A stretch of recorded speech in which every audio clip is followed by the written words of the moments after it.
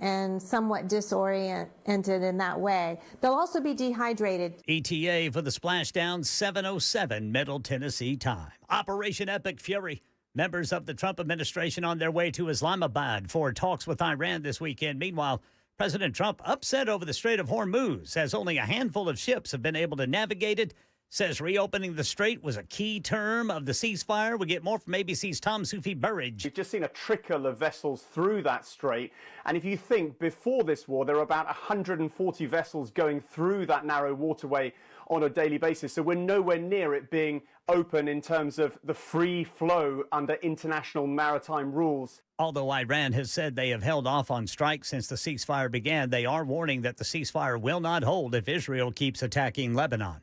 Today, the government's main inflation gauge showed that inflation, thanks to the energy prices that have spiked during the Iran war, are at their highest level in 4 years. We get more from ABC's Elizabeth Schulze, who breaks down just how much energy prices have gone up. A couple key categories to watch here. Gas prices, of course, they're now up 40% since the start of the war.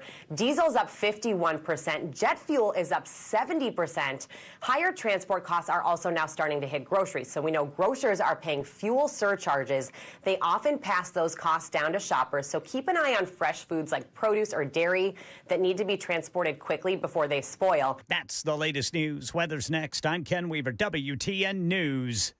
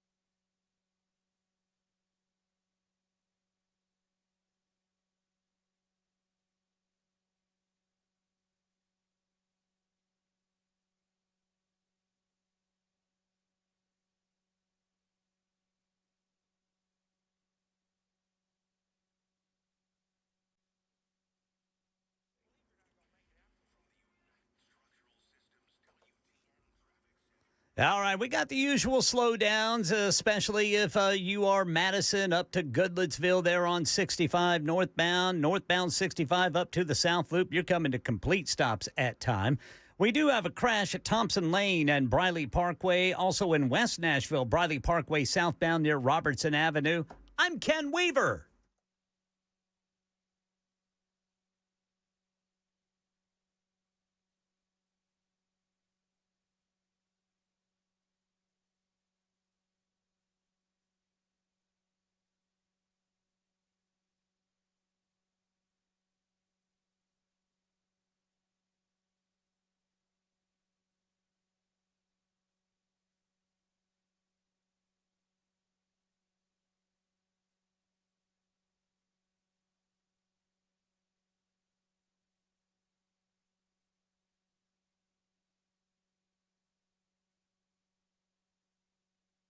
Hey, everybody. It is 6 minutes past the hour of 3 o'clock on Super Talk 99.7 on this Friday. Oh, man, beautiful day outside in Middle Tennessee.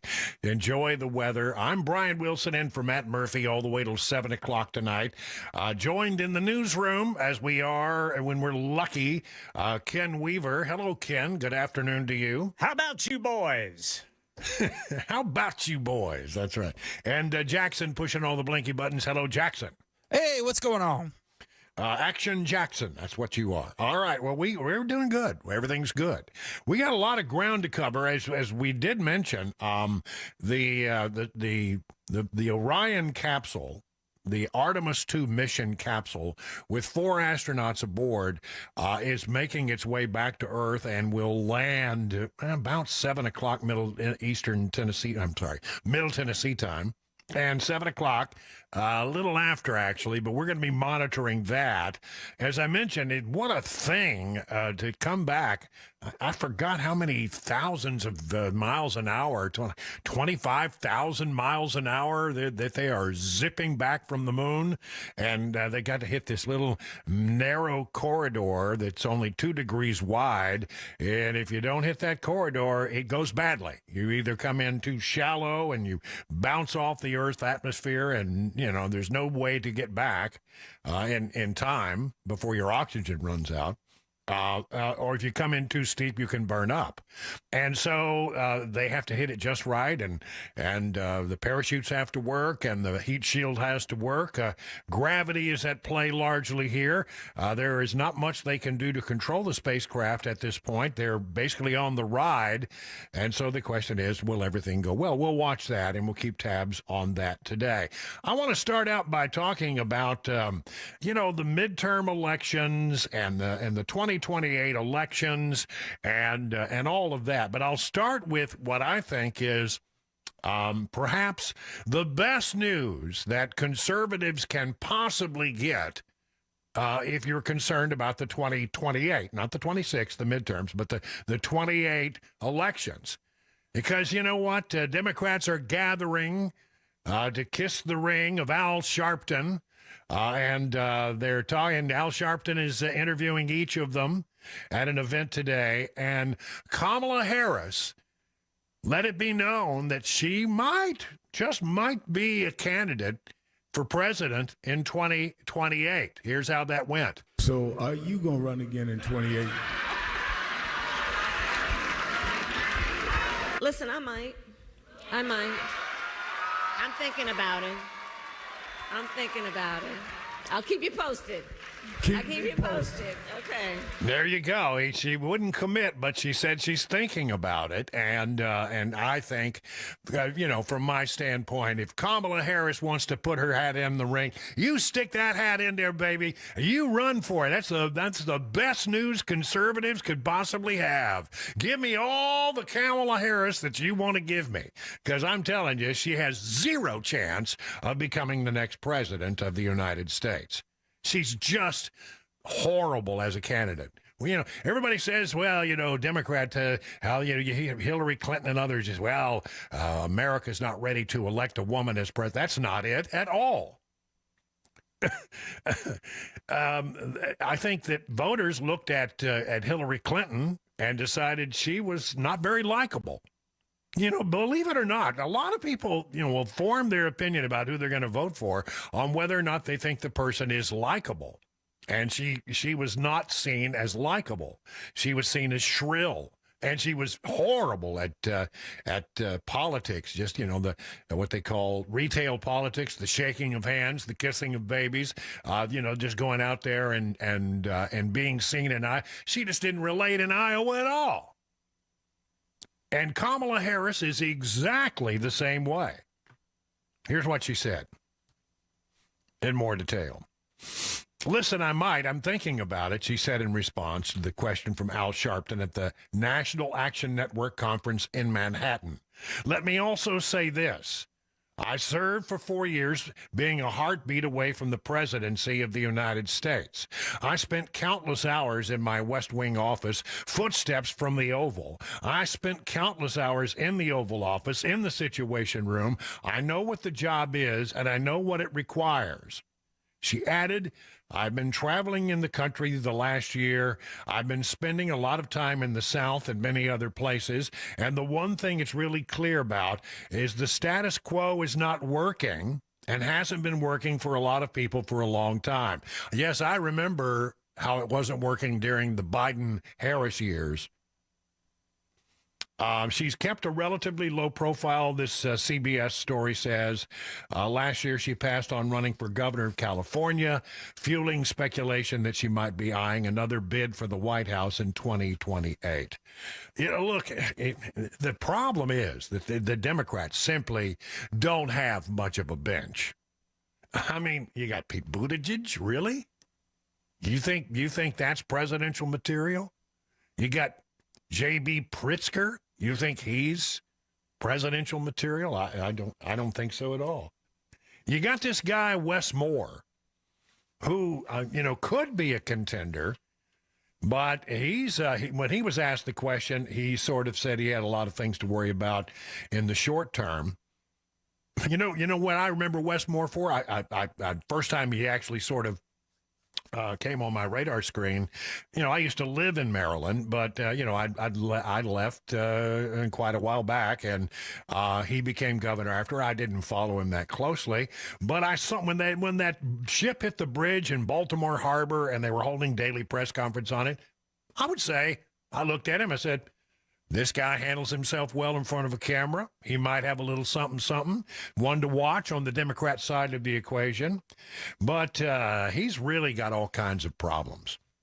Democrat Maryland Governor Wes Moore, according to the Free Beacon, is now embarking on a preemptive media campaign attacking the state's flagship newspaper, the Baltimore Sun, for a forthcoming investigative series that will allegedly scrutinize Moore's record in the military. The Baltimore Sun used to be our paper of record, Moore told former White House Press Secretary Jen Psaki, whose time as President Biden's top flack was marked by the cover-up of the president's mental decline. But he goes on to say the Baltimore Sun is now the paper of the right wing. Now, it wasn't when I was there. Moore, a prospective 2028 Democrat presidential prospect, has taken a public beating in the wake of news reports from the Washington Free Beacon and other out-of-state outlets that expose a litany of false statements about his family history, his upbringing, his academic, athletic, and military achievements. Now, the Baltimore Sun, together with a local network collaboration known as Spotlight on Maryland, is getting in on the action with a series next month in the making that will apparently examine whether Moore exaggerated, you listening, his military and athletic accomplishments beyond what is already known. Moore's team followed through on the threat last week. They're not happy with the Baltimore Sun, but I have read some of these allegations, and if they prove to be true, it could be a real problem. As for the nature of the ongoing joint investigation, the emails published by a group called Semaphore show it has been tugging on intriguing threads about Moore's military service in Afghanistan in 2005, including allegations that the accomplishments credited to Moore in his Army officer evaluation report were aggrandized as part of the effort to help manufacture Moore into a candidate for future political office in violation of Army regulations and federal ethics rules.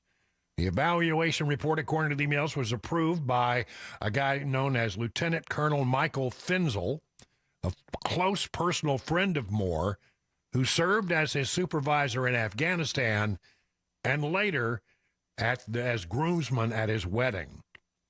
If the reporting materializes the way many people think it might, it could prove damaging to Moore's 2028 presidential aspirations. And looking shorter term to the 2026 midterm elections, I've always tried to be honest with you about this. I'm a conservative. I want conservatives to do well, but I will say this. Midterm elections for the party in power are extremely hard. even if you're not in complete power like we are. We got the White House, we got the House, we got the Senate, we got a 6-3 majority on the Supreme Court. You can't say we're not in charge. We're in charge. And traditionally, midterm elections do not go well for the party in power. That being said, I think there's an argument to be made that a lot of things are better now than they were during the Joe Biden era. You know, the one thing that drives people crazy, I heard Ken Weaver talking about it a moment ago, you know, with Chad Benson, he's worried about the cost of gasoline. Right. Isn't that right, Ken? Yes, $50 more a month for you to come to work? Yes, sir. Yeah, Yeah, if it continues the way it is. It gets on people's nerves. That's the thing. I mean, that's what they relate to. You know, everybody says, you know, what do voters care about? They care about their pocketbook. They Pretty care much. about the fact that, you know, gasoline is expensive. And yes, when you start a war with Iran and they shut down the Strait of Hormuz, gasoline is going to jack up a little bit. And we'll get into a later story that says inflation is up because of that. I don't think it's going to last long. I really don't. Because I've been following oil prices since I was a kid. You know, I grew up in West Texas. Yep. Where they make it. The good Lord made it, but we have to dig it up out of the ground. And I followed oil prices and booms and busts. You know, it's just something you did when you grew up in the West Texas oil field of the Permian Basin. And I got to tell you, my experience tells me that as soon as they get things sort of calmed down a little bit, it's only been, 39 days, something like 40 days. But once they get that thing sort of calmed down a little bit and we start to pull back from whatever is going on in Iran, those numbers are going to come down very quickly. They will. You know, I'm not real worried about that. Roger Williams is a Republican congressman from the state of Texas. And he was on Newsmax Friday today, and he said, look, I think we've got a good story to tell, but we're not doing a very good job of telling it. Listen to what he had to say. I thought this was extremely interesting. Yes, I think one thing we need to do is we need to do a better job of explaining the big, beautiful bill to people. I was somewhere yesterday, and a waitress didn't know that she could deduct her tips. Mm-hmm. We need to do a better job at explaining and talk about how it actually increases cash flow in America. Well, that's interesting. He talked to a waitress who didn't know that the income on tips, she would not have to pay taxes on that. Well, I mean, I thought that was pretty much out there, but apparently, you know, we have an education process at play here. We need to make sure that people understand that. You know, you and I, if you're listening to this radio station, chances are, you know, it's because you care about what's going on in the world about you. There is a whole host of people out there who come to the polls and cast their ballots on Election Day who simply don't keep up with what's going on in the world around us. And we have to make sure that we do everything we can on our side of the equation to make sure those stories get out there. And creates more taxpayers, because if you're an employer like me, you have ability now to hire more people and get more work out. So it funnels down to more cash flow, more opportunity, more taxpayers for the country, which is what we want. See, so I think he's right. We have an education process. We need to explain to people what has been done and what's in that big, beautiful bill and how it impacts their lives and how that they now have more money in their pocket. And, you know, yeah, I know gasoline prices are up and diesel prices are up, and boy, we don't like that. I'll get into how exactly high it is right now. But at the end of the day, you're getting to keep a bit more of your money, and those prices are going to come down. I still believe with every fiber of my being, and I'm not a Mary Sunshine kind of person. I don't pump a lot of sunshine up your skirt. I'm going to try to give it to you straight. I truly believe that there's plenty of time for this situation in Iran to wind down. Maybe there'll be some activity with regard to Cuba. But at the end of the day, I think there will be a period of time where this administration pulls in its horns and allows for a period of peaceful prosperity. Quiet, peaceful prosperity. that will be recognizable by the average American. I do think that Representative Williams has a good point. We need to make sure we're telling this story completely. 21 minutes now past the hour on the Matt Murphy Show.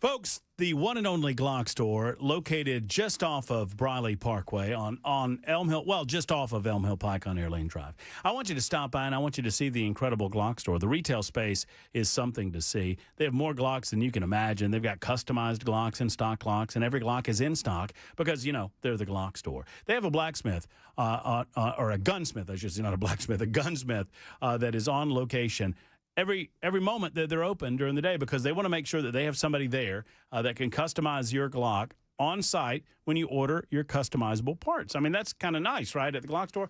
So see the retail side. Go tour the rooms that are the Shoot 270 rooms. They don't believe in lanes at the Glock store, and they can talk to you about that. They can have a trainer help you refine your craft in the Shoot 270 rooms as well. And then there's the incredible manufacturing division. They ship all over these United States of America. Friends, I encourage you to stop by the Glock store and to mark your calendar for May 30th. It is the open house. It's a big event, raffles galore. I mean, giveaways, unimaginable giveaways. I mean, tens of thousands of dollars given away at the Glock store on their open house. And you need to mark that date down on May 30th. We'll be there. I'll be there. Dan will be there. Chris will be there. And I hope to see you as well. Go online at glockstore.com or shoot270.com and get over to the incomparable Glock store.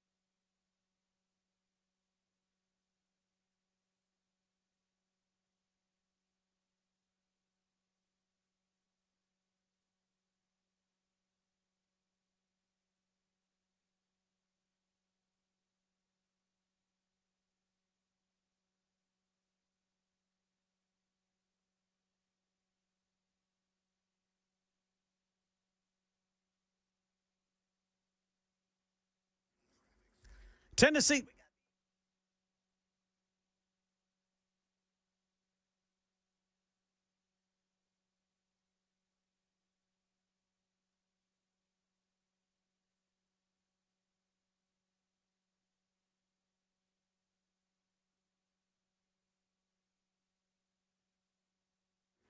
And Tennessee lawmakers moving closer to criminalizing kratom. This story and more coming up at 3:30 on Super Talk 99.7 WTN. All right, thank you very much, Ken Weaver. It's 26 past the hour now, 3 o'clock on Super Talk 99.7. We're talking about oil prices and the economy. Let me just go through it real quick and just tell you what you're exactly dealing with here, okay? National average for a gallon of gas right now, $4.15 a gallon. Tennessee average is $3.92. So just a hair under $4 a gallon. And that hurts. I get that hurts. Davidson County, $3.95 is the average. Williamson County, what's going on in Williamson? Why is it so expensive to get gasoline in Williamson County? $4.13 a gallon. Murray County, $3.90. Wilson County, $3.92. Rutherford County, $3.94 is the average. Robertson County, $3.97. Sumner County, $3.94. And Cheatham County, $3.97 per gallon. So there's the Tennessee average is $3.92. Okay, so that's going on. Now, that has had an impact on inflation. Although I'm reading a story here in CNBC, and I'm seeing this headline, and the headline is incredibly misleading, if not downright wrong. It says consumer prices rose 3.3% in March. That's not right. Consumer prices rose 0.9%, 0.9 of 1%. And that brings our inflation to 3.3%. From 2.6 where it was. So it has happened. It has gone up a little bit. Let's see.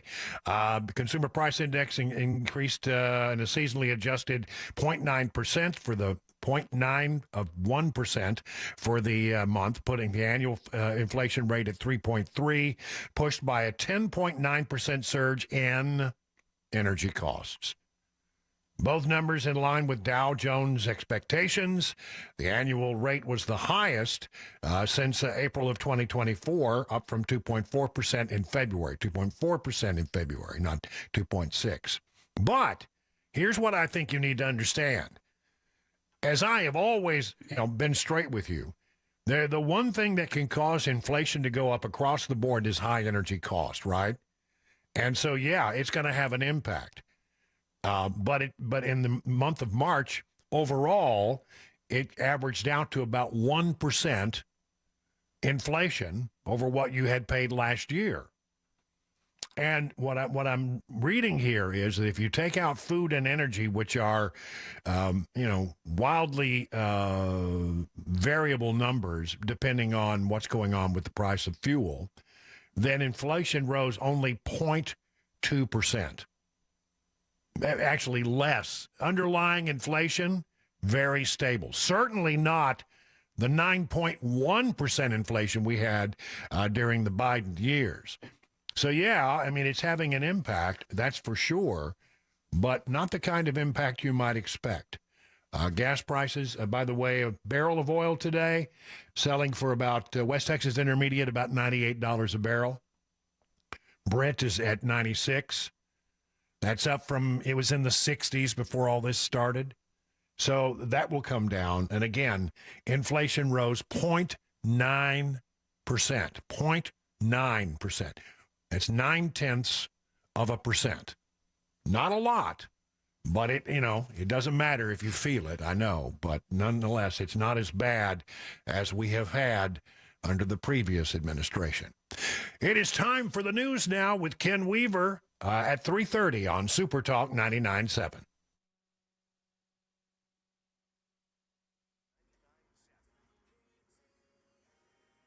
I'm Ken Weaver with your top stories. Got the full forecast coming up in 5 minutes. Tennessee lawmakers moving closer to criminalizing kratom after the House passed a bipartisan bill this week. News 2 says this is East Ridge Republican State Rep Esther Helton Haynes who proposed the legislation. This bill addresses the growing public health and safety concerns surrounding kratom, often marketed as a natural supplement, but natural does not equal safe. Legislation known as Matthew Davenport's Laws, named after a Chattanooga man who died after using kratom along with prescription medication.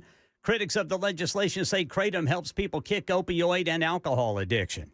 3.5 hours away from splashdown for the Artemis 2 crew, retired astronaut Susan Kilrain tells ABC News the crew will have to get their bearings of Earth and they need to hydrate before their return. You're dehydrated, but they do everything they can to rehydrate before you come down, and that just keeps you from getting faint when you get back to Earth, and then you'll continue rehydrating over the next few days. Splashdown in the Pacific near San Diego set for 7:07.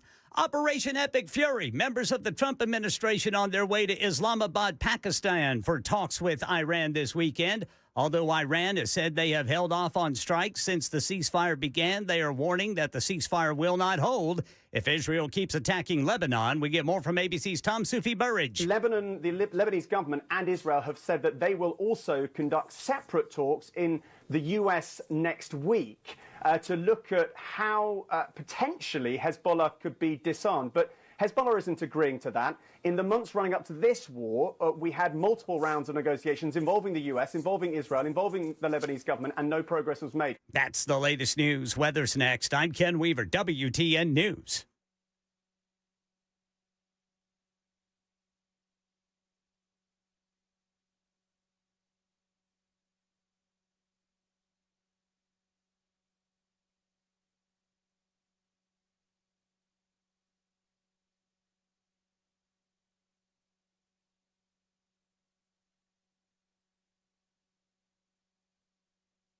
All right, drivers, we got the usual slowdowns right now, especially if you are eastbound 440 between 65 and 24, heading over to 24. Then northbound 65 up to the South Loop. That's like a parking lot. So is parts of 65 northbound, per usual, between Madison and Goodlettsville. I'm Ken Weaver.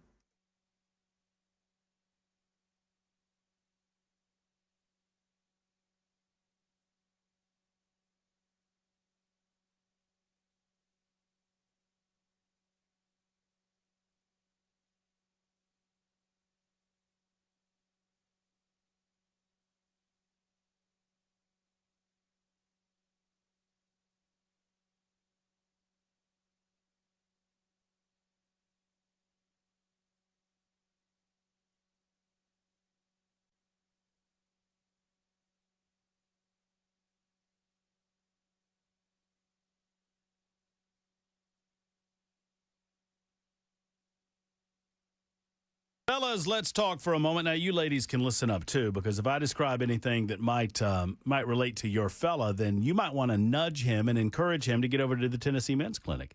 It's kind of a direct call to men. If you're feeling wiped out when you wake up, if your waistline is creeping up, bedroom confidence may be slipping.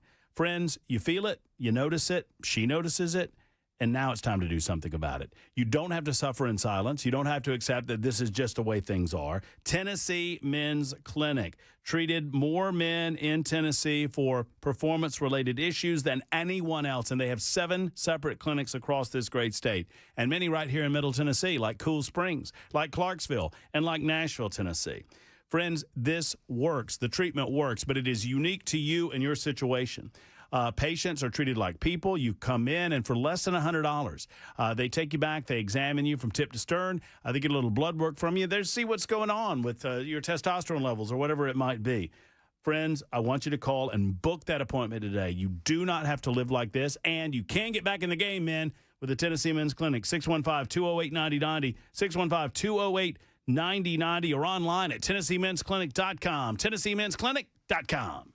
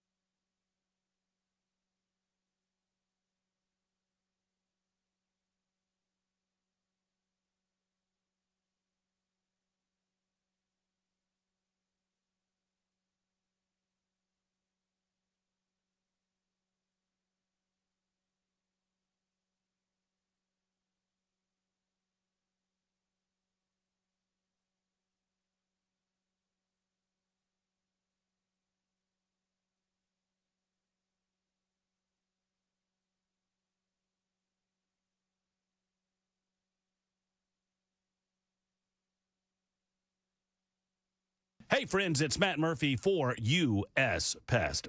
Folks, when you travel through the city, sometimes you'll see these big billboards. They say U.S. Pest on them. Those are J.K. and Erica's billboards. You notice that you'll always see an American flag flying on one of those billboards. And we always mention how much they love these United States of America because America helped J.K. and Erica build U.S. Pest from what it was over the years to what it is now. It is the finest pest control company in Middle Tennessee, bar none. They're going to handle the issues that you have in your home, whether they're termites or just general bugs. Maybe you got roaches, maybe you got spiders, maybe you need crawl space relief. All of this is with a 100% money-back guarantee. But when you see those American flags flying or you hear me mention their love of this to the United States, know this. One thing you need to know about them, they love the United States of America. And the second thing you need to know about them is they hate bugs. And they will destroy them and where they live and where they breed and where they breathe in and around your property. All you got to do is call them. USPest.com. That's USPest.com or 590-1260. 590-1260. Give them a call and tell them that I sent you to the one and only U.S. Pest.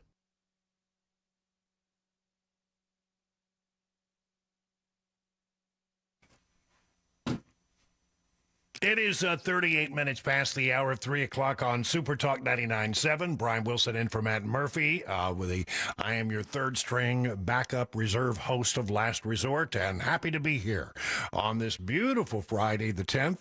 We are coming to you live from bucolic Watertown. It is bucolic, and we are getting ready for our big spring mile-long yard sale here. I mean, I was downtown today and bustling downtown Watertown, and, the people are getting ready. The lemonade booths are going up, and the food booths are going up, and people are starting to put their stuff out for the big thing that starts at 9 o'clock on Saturday. So I hope you'll wing on by if you happen to be out in our neck of the woods. I'll be hanging out over by the flower shop. I don't know. I got nothing better to do. I'll be over there. Come by and say hello. I want to talk a little bit about what's going on with the Artemis. As we mentioned earlier in this hour, the Artemis 2 spacecraft, that mission is coming to a conclusion, and there will be a splashdown in, I believe it's the Pacific Ocean, at 7 o'clock tonight. About the time we're wrapping up this program, we should have some good sense about whether everything has gone successfully. As I mentioned, they come in at 25,000 miles an hour. They got to hit a very, very, very, very narrow corridor. It's only 2 degrees wide.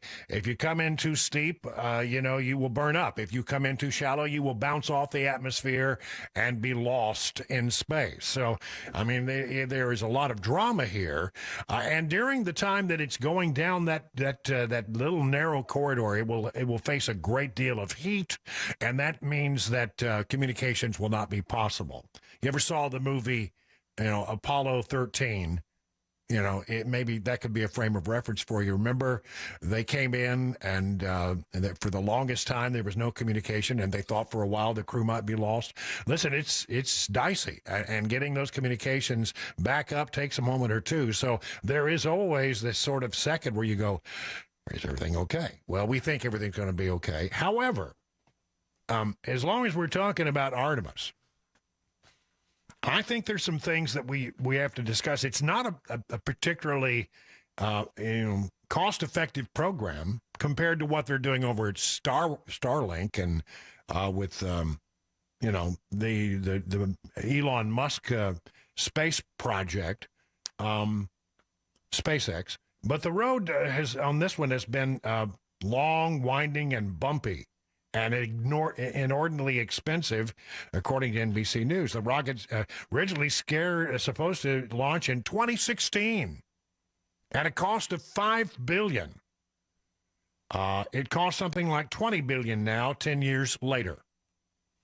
Combined, NASA's Space Launch System rocket and Orion spacecraft have cost more than $44 billion to develop. And this launch is the first time that they have carried people in that particular spacecraft. The Artemis program's ever-ballooning price tag is one of several targets for its skeptics, many of who share a been-there, done-that attitude. The years of delay or another, especially at China's human spaceflight capabilities, have rapidly advanced. See, that's why we have to do this, quite frankly. We got to do it because we can't allow, I mean, what do they say in military parlance? Always hold the high ground. No higher ground than the moon. And the Chinese are going there not for scientific, but for military reasons. Some experts and former astronauts have voiced concern about Orion's capsule heat shield, I'll get into that in a moment, which sustained unexpected damage in the uncrewed Artemis 1 flight nearly 4 years ago, and soon has to protect the crew as they come back to Earth's atmosphere. And then the question is, if we get this one going, will it put this thing back on track? The Artemis program, according to those at NASA, could help develop a long-term lunar economy, conduct rigorous long-term science on the moon, and locate resources that could be used for missions to Mars. The effort is also America's chance to establish norms for how to operate in space with transparency in ways that could benefit all of humanity. But let's get to this. Here's one. 2021 audit from the NASA Office of Inspector General projected that the entire Artemis effort would cost NASA $93 billion up to fiscal year 2025. The reported estimated price of operating the Space Launch System rocket and the Orion spacecraft, $4.1 billion per launch. Compare and contrast that, by the way, to what SpaceX is doing. They had a problem, as you know, with their toilet, but they got that figured out. But here's the thing, the heat shield. A NASA investigation found that part of the heat shield's material cracked, causing some charred material to break off in several locations. The agency determined that gases built up in the heat shield's outer material and did not vent properly, allowing pressure to accumulate. Future heat shields will feature design changes to fix that issue, specifically a more permeable layer of outer material, NASA officials said, but for Artemis 2, the heat shield has not been changed. It's the same one they had a problem with on Artemis 1. Here's how they're dealing with it. To avoid risks to the astronauts, mission managers' strategy is to alter the capsule's re-entry path. Ordinarily, before it begins its final descent, the Orion spacecraft is meant to dip briefly into the atmosphere, pop up a bit. See, it skips off a little bit, like a stone skipping on a water surface, and that reduces heat stress and G-forces. It will not do this during this flight, however. It will descend faster at a steeper angle to minimize the time that the heat shield is actually exposed to the most extreme temperatures. They think that is the solution. So you're one of 4 astronauts on this thing, and they tell you, well, we had problems in Artemis 1 with the heat shield. It cracked, and we're going to work on that, but we're not going to be able to fix that in time for Artemis 2. So what we're going to do is we'll have you come in at a steep angle, and yes, it'll be more intense, but you won't be. It'll be a shorter trip, and the heat won't hit the heat shield as long as it normally would. Does that make you feel comfortable? I don't know. If I were an astronaut, I'd be crunching the numbers to make sure that I was happy with all of that. But I do think we might want to think about looking at what Elon Musk is doing. Now, Elon Musk has a system. He can take people to the ISS. I think ultimately his private enterprise approach has been more effective, more cost-effective, and wildly successful. This guy has changed the space game. Nobody could touch him. He can launch stuff rapid, one right after the other, and get it out. He's used it to put up his Starlink system for internet from space, which is wildly successful as well. Works pretty well from everything I can read about it. So is it best for NASA to have, control of this and have the government do it through its regular core government contractors like Boeing and Northrop Grumman and all the others that have been used in the past? Does that make sense, or does it make sense to privatize it and give it to somebody like Elon Musk, You may not like Elon Musk, but I mean, you have to say he's been wildly successful, and has a pretty good track record. Oh, sure, they blow stuff up. I think they may have blown one up just in the last day or so, but that's all by design, and that's a design that they are pushing their systems to the limit without crews aboard to find out just how strong they are and what the limitations are. You got to know that.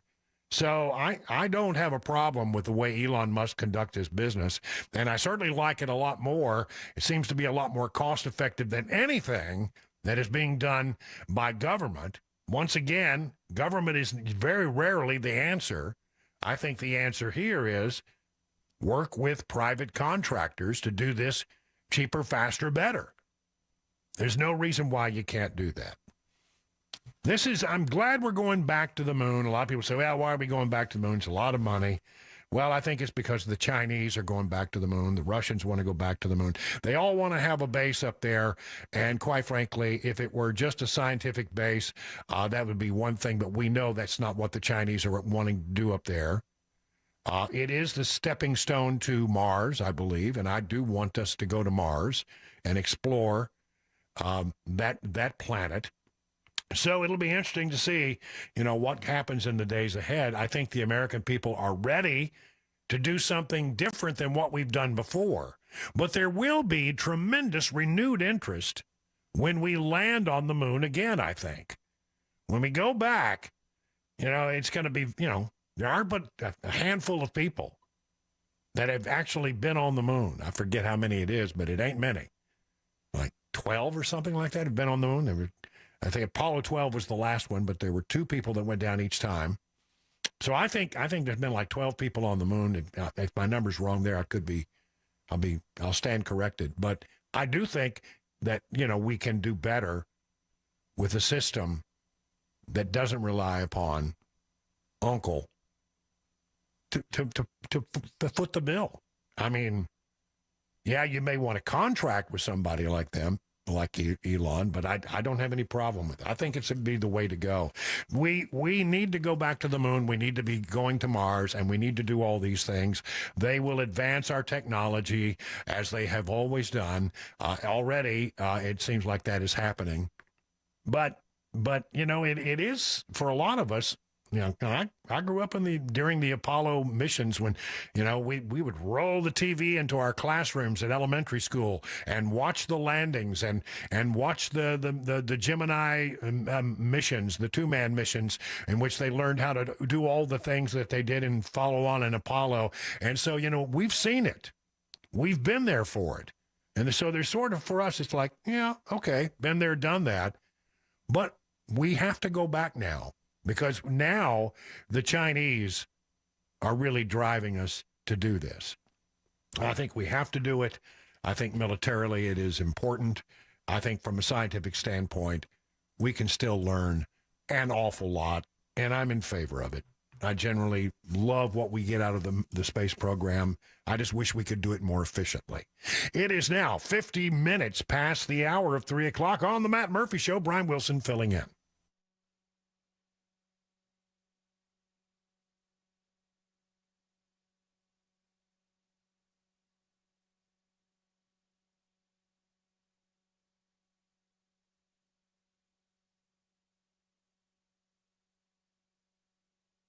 Hey, friends, Matt Murphy for Genesis Diamonds. The word that comes to mind when I think of Genesis Diamonds is integrity. This is a company built on a solid foundation with incredible transparency and honesty. This is why they don't have commissioned salespeople at Genesis Diamond. Think about that for a minute. When you walk in and someone's incentivized to sell you more, to upsell you, they're going to be pressuring you to buy that thing that perhaps you can't afford. At Genesis, they want to be family. They don't want to pressure you. So you're never pressured to buy. You're never pressured to do anything that you don't want to do. They just are there for a relational experience. They're going to walk you through the process, explain it to you, educate you, and then you get to select the diamond that's right for you and your family for whatever the occasion might be. Don't forget, only Genesis has the top bridal designer brands that everyone wants. Don't forget, they are your luxury pre-owned Rolex superstore at Genesis Diamonds, both locations, Green Hills and Cool Springs. Tell them Matt Murphy sent you to the true diamond leader in this community, Genesis Diamonds.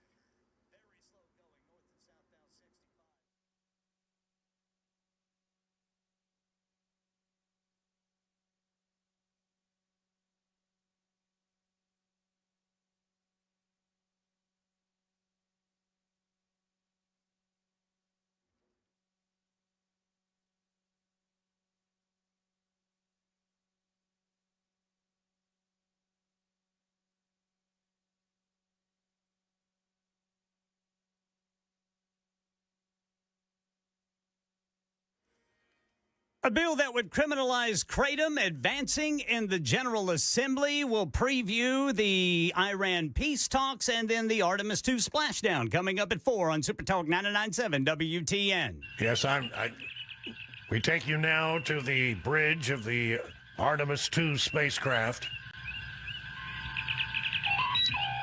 Yeah, everything seems to be running nominally, Captain.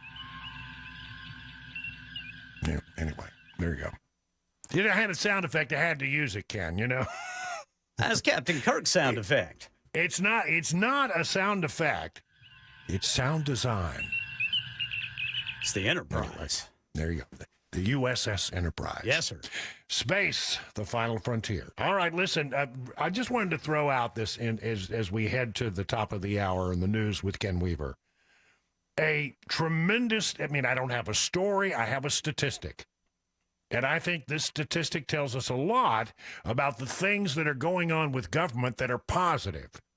We have on our side of the equation, I think, a very positive story to tell. And one of the things that I think is important, it's been one of the core beliefs that I have.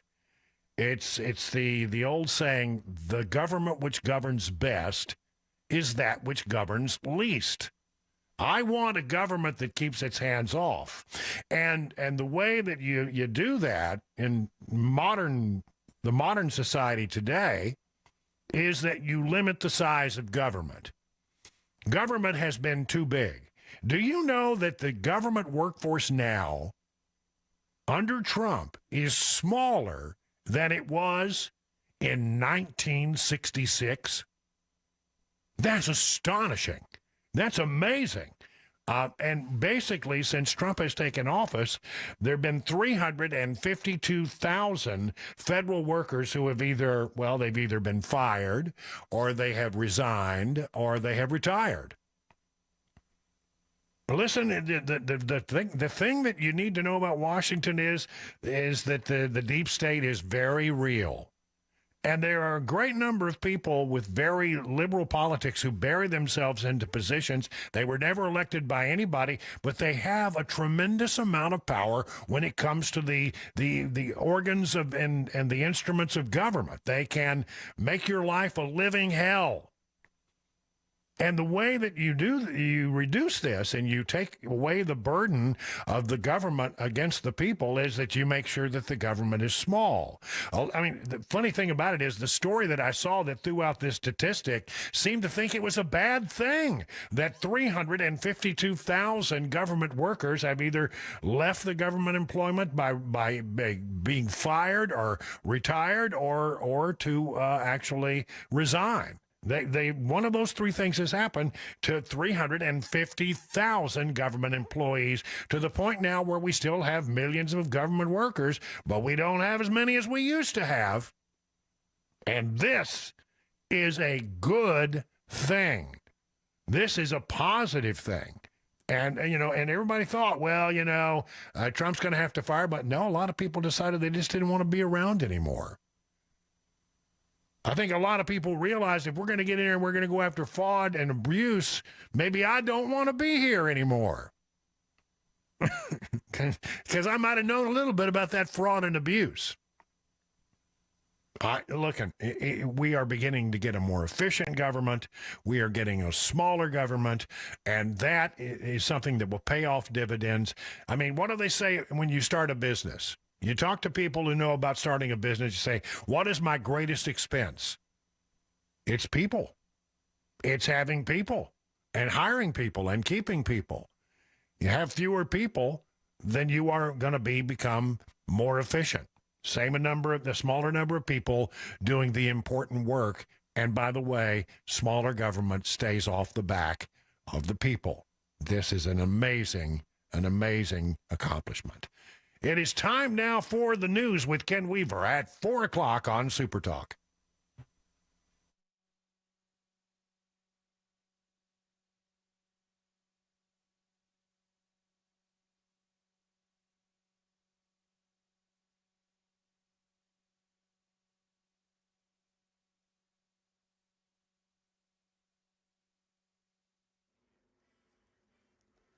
4 o'clock on the dot. I'm Ken Weaver with your top stories. Got the full forecast and traffic coming up in 5 minutes. Right now in the General Assembly, there's a bill to criminalize kratom, and it's advancing. It's passed the full House, goes next to the state Senate. Lawmakers claim kratom poses serious health risks, and it's been linked to overdose deaths across the state. But opponents like Ryan Holding, who owns Kava Lounge in Nashville, which sells it, argue it helps people kick opioid and alcohol addiction. What happens is it goes to black market and people are receiving dangerous products. Natural kratom, if it's from a good place, it's been tested. It's making sure that it's natural. It's making sure that there aren't dangerous things in it. All of that goes away because the places are no longer able to safely and legally provide it. Tennessee's own fiscal analysis for the kratom ban bill estimates less than 1% of Tennessee adults used it in the past year. That's about 38,385 adult users statewide. Looks like we're just about 3 hours to splashdown for NASA's Artemis 2 crew aboard the Orion spacecraft. They woke up today to Zach Brown. Again, splashdown set for 7:07 Middle Tennessee time. Here's Jacqueline Lee. People are so excited up and down here along the ocean. There have been a lot of people being like, we can't wait to look out at the water and hopefully try to see something. But the thing is, NASA's saying because of where the capsule is going to land, which is going to be potentially hundreds of miles off the coast, we probably won't see anything. But they are saying to people they don't want them to be crowding around too much because there will be possible debris that will be flying as a result of the splashdown. Operation Epic Fury members of the Trump administration on their way to Islamabad, Pakistan for talks with Iran this weekend. Iran's threatening to withdraw unless Israel stops bombing Lebanon. Karen Travers. The president writing that the Iranians don't seem to realize they have no cards other than a short-term extortion of the world by using international waterways, of course referring to the Strait of Hormuz, which is not fully reopened at this point. The president saying the only reason they're alive today is to negotiate, and the president later saying that they're better at public relations than they are at fighting. And today, the government's main inflation gauge showed that inflation, thanks to the energy prices that have spiked during the war with Iran, are at their highest level in 4 years. We get more from ABC's Elizabeth Schulze, who says the rise in transportation costs have trickled down to the consumer. While eggs are down in the past year, staples like ground beef up 15%, lettuce up 15%, coffee up 18%. That's in part because of tariffs. So Moody's Analytics says inflation already costing the typical household an extra $170 per month compared to last year. Oil at this level for 1 year is going to add on another $1,400 in gas and diesel costs. That's the latest news, traffic, and weather next. I'm Ken Weaver, WTN News.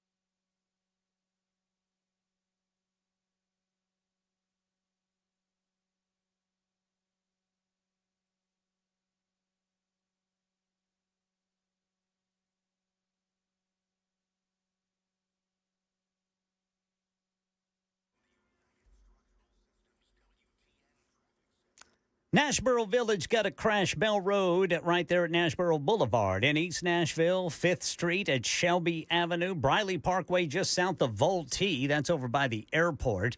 Complete stop and go, brake tapping eastbound 440 between 65 and 24, then northbound 65 up to the South Loop.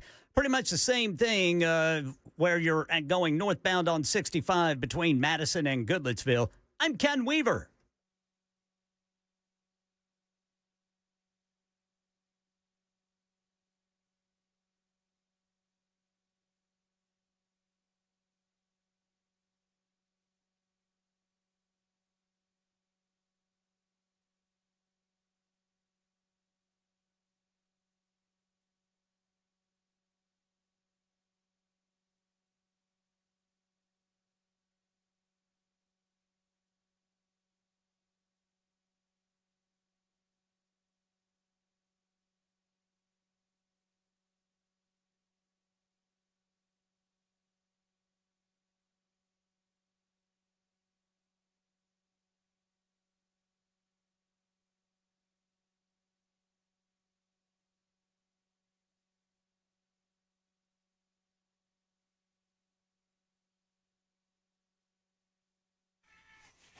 It is 7 minutes past the hour of 4 o'clock on Super Talk 99.7.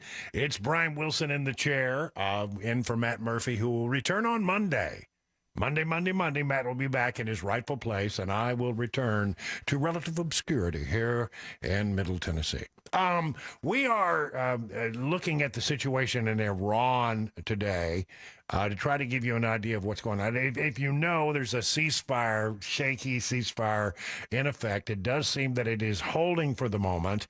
The real question seems to be, what can we get out of Iran in these negotiations? The vice president, we got the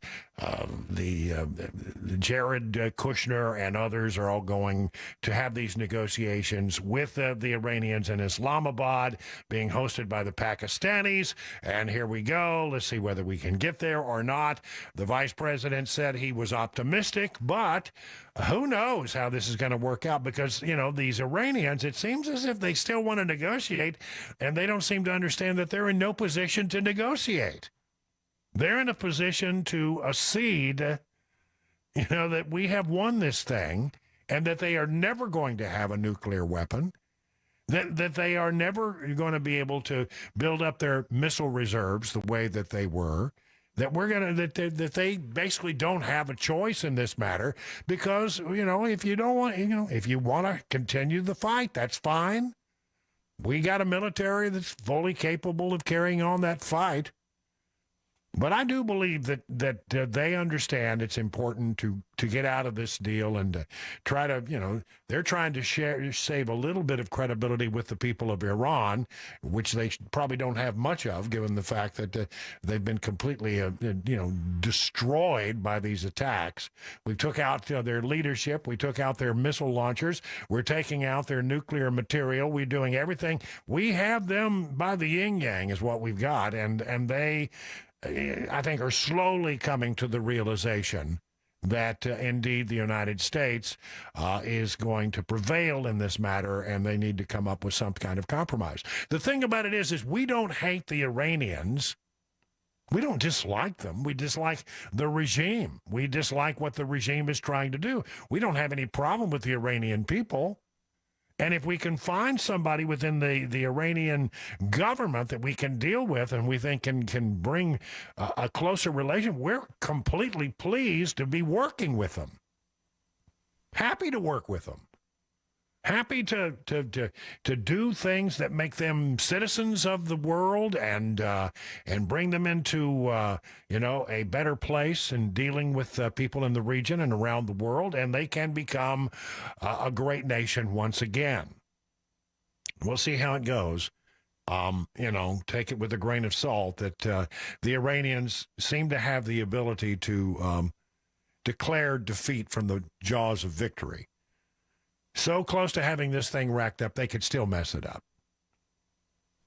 I think it's interesting here at home how the Democrats have universally decided, just out of the blue, well, we're going to be against this thing in Iran. I don't understand it at all. I mean, for one thing, Iran has been a bad actor for 47 years. Americans have died at the hands of the Iranian regime and their proxy for many, many years now. They have been the worldwide sponsor, number one worldwide sponsor of terrorism in the world. They are not good people, not good actors. The government is not. And yet the Democrats seem to be almost sort of pulling for the Iranians. Yeah, we want them to do well. We don't want Trump to do well because it's Trump. TDS, in effect. We don't want Trump to do anything that's successful, and we're going to therefore root for this horrible regime known for their addiction to terrorism. There are a few Democrats out there who are willing to stand up and say otherwise. Not many. Here is Representative Gottheimer, a Democrat from New Jersey, sitting down with the panel on CNN, and quite frankly, they don't seem to like a lot of what he's having to say. The goal should be to crush the leading state sponsor of terror. We should want to massively set back as a country their ballistic missile program and their drone program. Right, we should want to weaken their nuclear program. We've weakened it a bit last June, and I'm hoping when we get the out reports here that we've weakened it more. We should want to set back their terror program, and they want to undermine our freedom and our democracy. We shouldn't gloss over the goal that we should all share. I don't think anybody's glossing over that. No, but sometimes I think people are rooting for the wrong side. No, they're not doing that. I don't think anybody is rooting for the Iranian regime. I think that's completely off base. No, I don't think it's off base at all. I think there are a lot of Democrats and a lot of media people who are rooting for success from the Iranians when we have people in a battle zone doing a lot of good in the world, quite frankly. At the end of the day, a weakened Iran is in the United States' best national security interest. A weakened Iran is in the best interest of the region, the Middle Eastern region. All of those countries with a weakened Iran are going to be better and safer and more prosperous. It's in the national security interest of the world for us to bop Iran on the nose and to take away their ability to build nuclear weapons. No matter how bad you may think we are, there's one thing that's worse. And that will be if Iran lobs a nuclear weapon at somebody. Come on, people. How in the world can you defend Iran? But they are. A lot of people are defending them. A lot of people, just because Trump is involved in it, they don't want to support our troops. They don't want to support the effort. I think when you hear people like Mark Rutte, who is the Secretary General of NATO, saying, look, we had to do something because we didn't want it to turn into the next North Korea. We diddled around with North Korea and they ended up getting a nuclear weapon. And it's not good.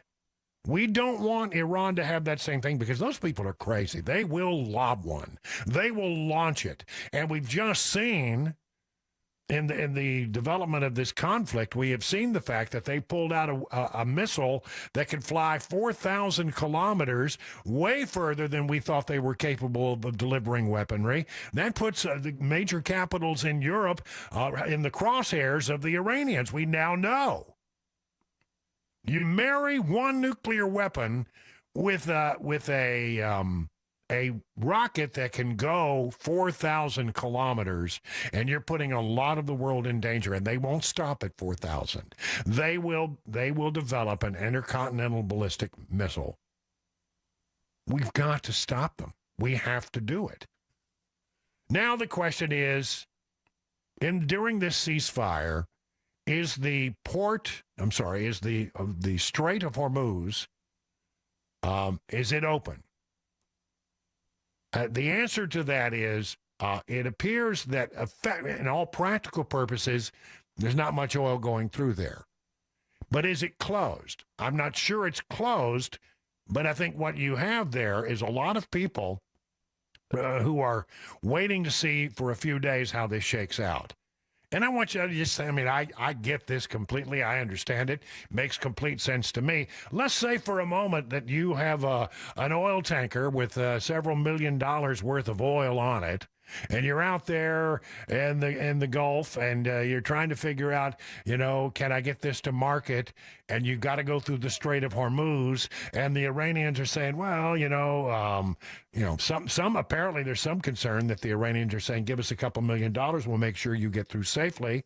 I don't know if that's still happening or not, but one way or the other, if I were the owner of that tanker, I would wait a few days. I wouldn't want to put my ship, which is worth, billions of dollars, and that load of oil, which is worth billions of dollars, at risk. I don't want to be responsible for that. Their insurance companies are looking at it and say, no, not yet. Don't go yet. So that's really what's driving all of this. I think technically the Strait of Hormuz can be open, but a lot of people are just a little scared to go through there. Even with a military escort, I think they're a little afraid to go through there because they don't know what the Iranians are going to do. The Iranians are desperate, and quite frankly, we're not even sure if in Iran right now whether the left hand or the right hand know what the other is doing. Because they're in a mess. I mean, their command and control has been destroyed, devastated. Their leadership has been, completely annihilated. Several layers of leadership are gone. And I'm not real sure that, even in our conversations with Iran right now in Islamabad, whether we're dealing with people who are truly able to carry out any kind of change if a negotiation is an agreement is come to. So, I mean, I get it. If I had an oil tanker full of oil and I had that many millions, maybe even billions of dollars that was on the line, I think I would hold off sending it through for a few days. That doesn't mean that the Strait of Hormuz is closed. No oil products are passing through the waterway, and nearly 20,000 mariners are stranded, this according to Fox News. Oil traffic through the Strait of Hormuz remains effectively halted, despite a U.S.-backed ceasefire that hinged on reopening the critical waterway, raising fresh questions about whether Iran is following through on a central condition of the truce. A backlog of roughly, you ready for this, 3,200 vessels, among them 800 tankers and cargo ships, has built up west of the strait, with ships idling as operators wait for clarity on whether it is safe to pass. Ding, ding, ding, that's it. That's it. That's what you need to know. No oil tankers have risked the journey in recent days, according to Matt Smith, an analyst at Kepler, a data and intelligence company. We're not seeing any oil products passing through there. For all intents and purpose, the strait remains closed, and this is the leverage that Iran has. 3 vessels passed through the strait on Thursday, according to Smith. 2 of them were Iranian flagged. One was a dry bulk carrier, not carrying oil at all. Iran is doing a very poor job, dishonorable, some would say, of allowing oil to go through the strait. This is not the agreement we have, said President Donald Trump yesterday. On Wednesday, one Sri Lanka passed inbound through the strait. 4 dry bulk carriers flagged in Botswana, Liberia, Panama, St. Kitts, and Nevis, and 1 Iranian vessel sailed outbound, according to Windward AI, a maritime data platform. The few vessels that are transiting are doing so through a corridor near Iran's Larak Island rather than through standard commercial lanes, according to Windward, with some ships switching off tracking systems as they pass by. Well, don't make yourself an easy target. I get that for sure. I think this will ease up in a few days if the Iranians and the oil shippers can be convinced that it's safe to do so. 20 minutes now past the hour of 4 o'clock on Super Talk 99.7.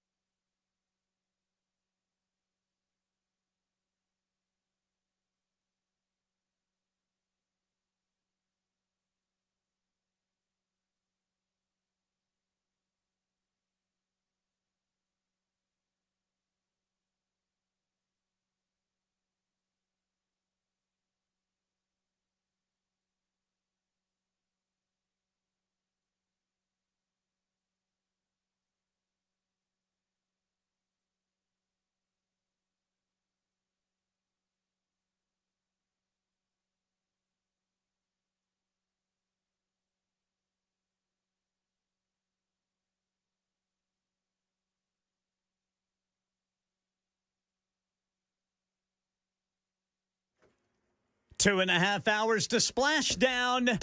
We got that and more at 4:30 on Super Talk 99.7 WTN. Hey, thank you, Ken Weaver.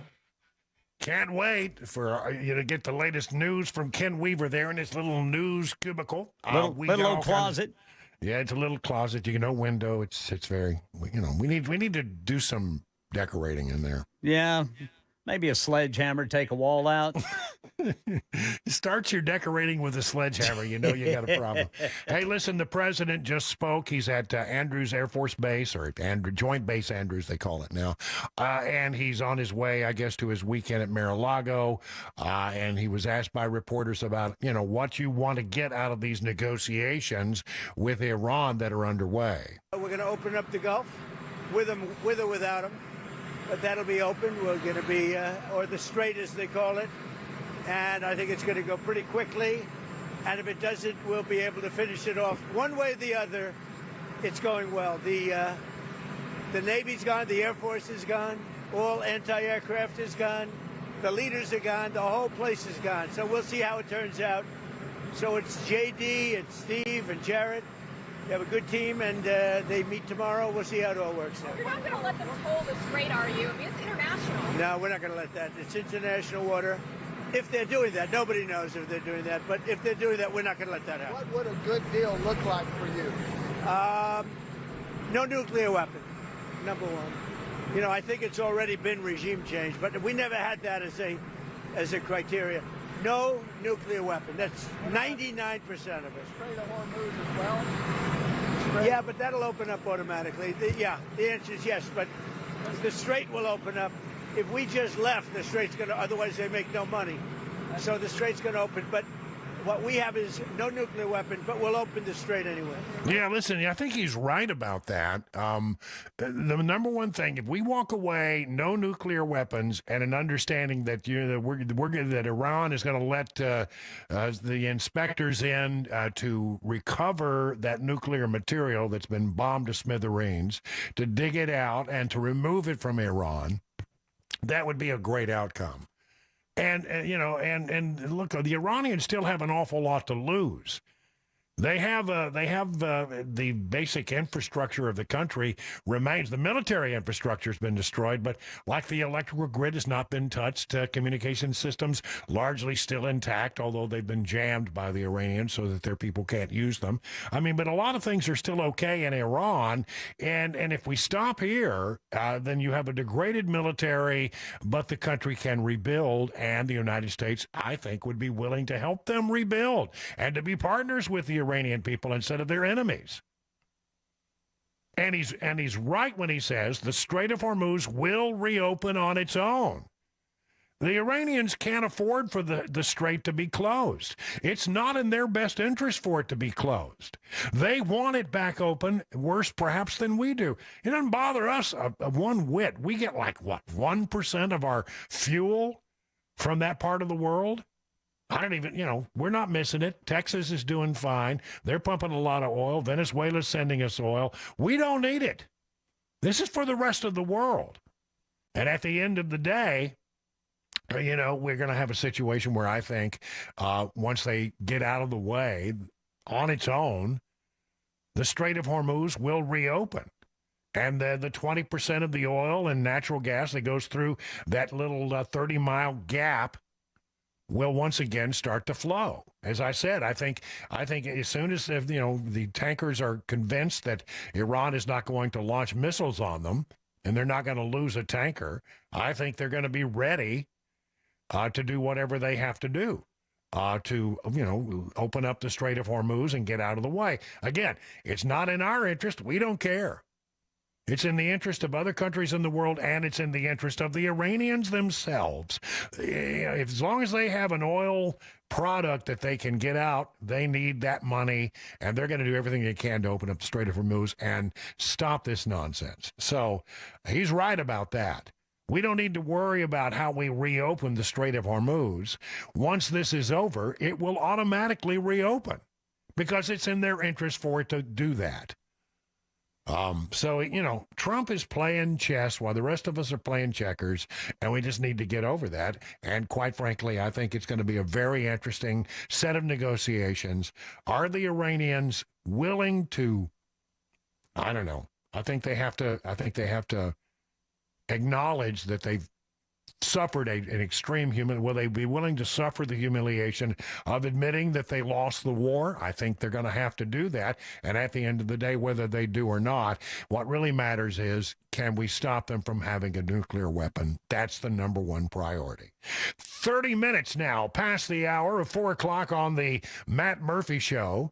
Brian Wilson filling in, and it's time for the news.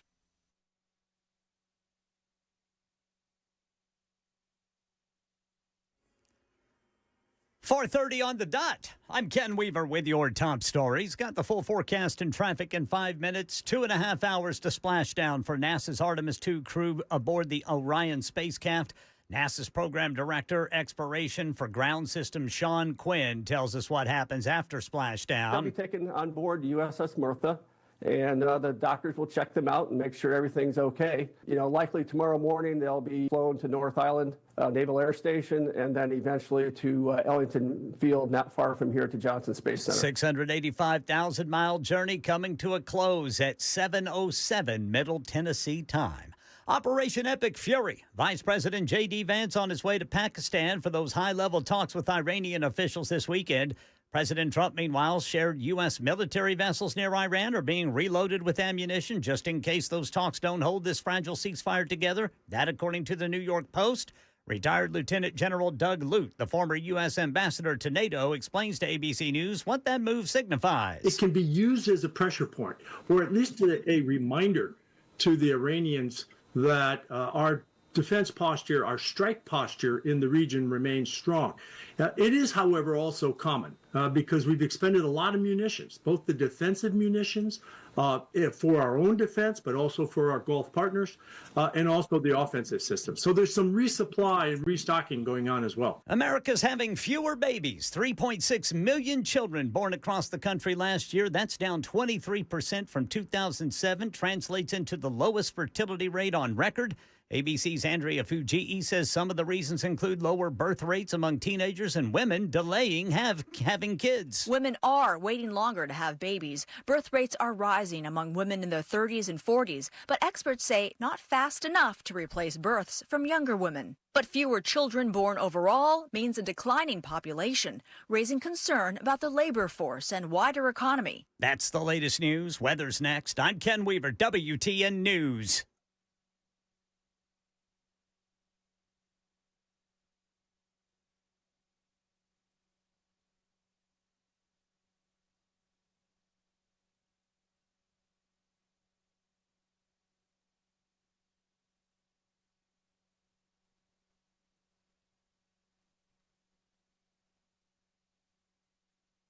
Still showing a crash, Nashboro Village. That's going to be Bell Road at Nashboro Boulevard. Really slow going now. I mean, complete stop and go brake tapping northbound 65 between Madison and Goodlettsville.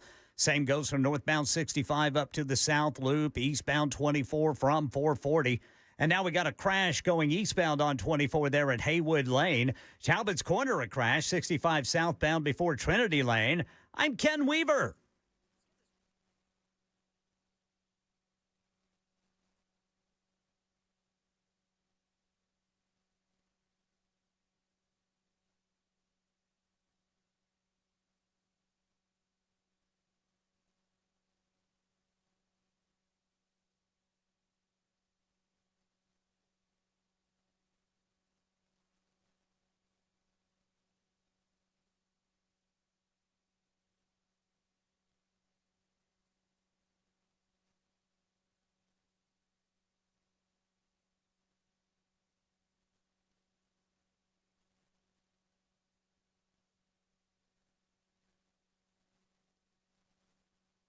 Matt Murphy for USS. That's United Structural Systems. USS is not just another repair company. They're your local foundation and waterproofing experts. They live here, they work here, they understand exactly how Tennessee soil acts, how the weather responds, how homes behave in those weather conditions. They've been serving homeowners in Middle Tennessee and beyond since 1994, that's a long time doing what they do. More than 30,000 satisfied customers. 30,000 customers have been proven right time and again by going to USS. That experience means that they've seen just about every type of problem that you can imagine. At USS, they want to give you a free home inspection.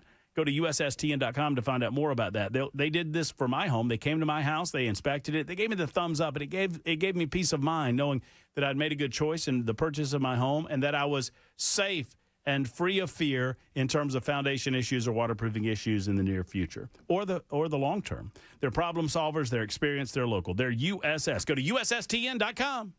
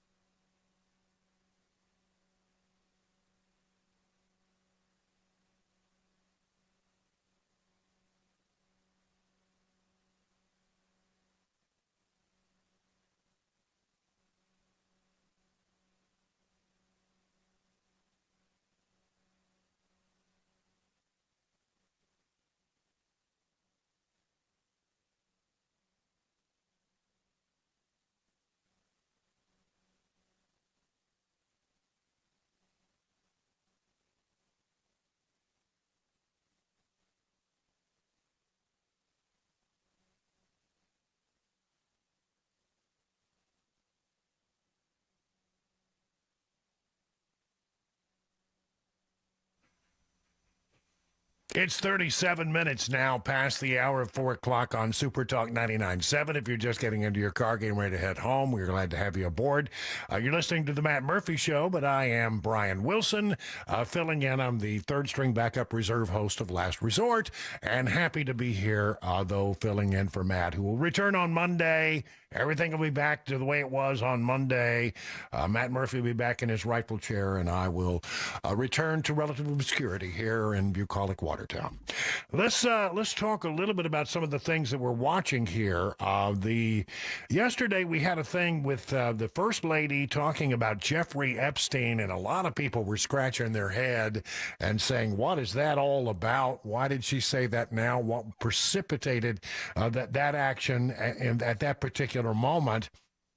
I think I have it figured out, and I'll share that with you coming up in just a few moments. Let's see what else we got here. We'll talk more about Iran. We'll talk more about the economy. And, of course, we're watching very carefully into space, the final frontier for the voyages of the Orion 1 spacecraft. I can't give her any more, Captain. I'm giving her all she's got, Captain. That's right. Humor. A difficult concept, Captain. Yes, sir. So I just love these old sound effects. It's great. You can't beat the original Star Trek, man. No, you really can't. I mean, I'm a big Star Trek fan, and I've been watching Star Trek. I missed it when I was a young kid, and it was on the TV. I forget, I think it was on NBC. Yeah. And I thought, I didn't watch it then because I was absolutely committed to Lost in Space instead. because they were on. I was a Lost in Space kid, and I think a lot of people, caught on to Star Trek in the first run. But actually, where I became a Star Trek fan was, after school when they went into syndication. I would come home from school, and Star Trek would be on at 4 o'clock in the afternoon, and I would watch it. And quite frankly, I would run home from school, and I missed the first few minutes of it.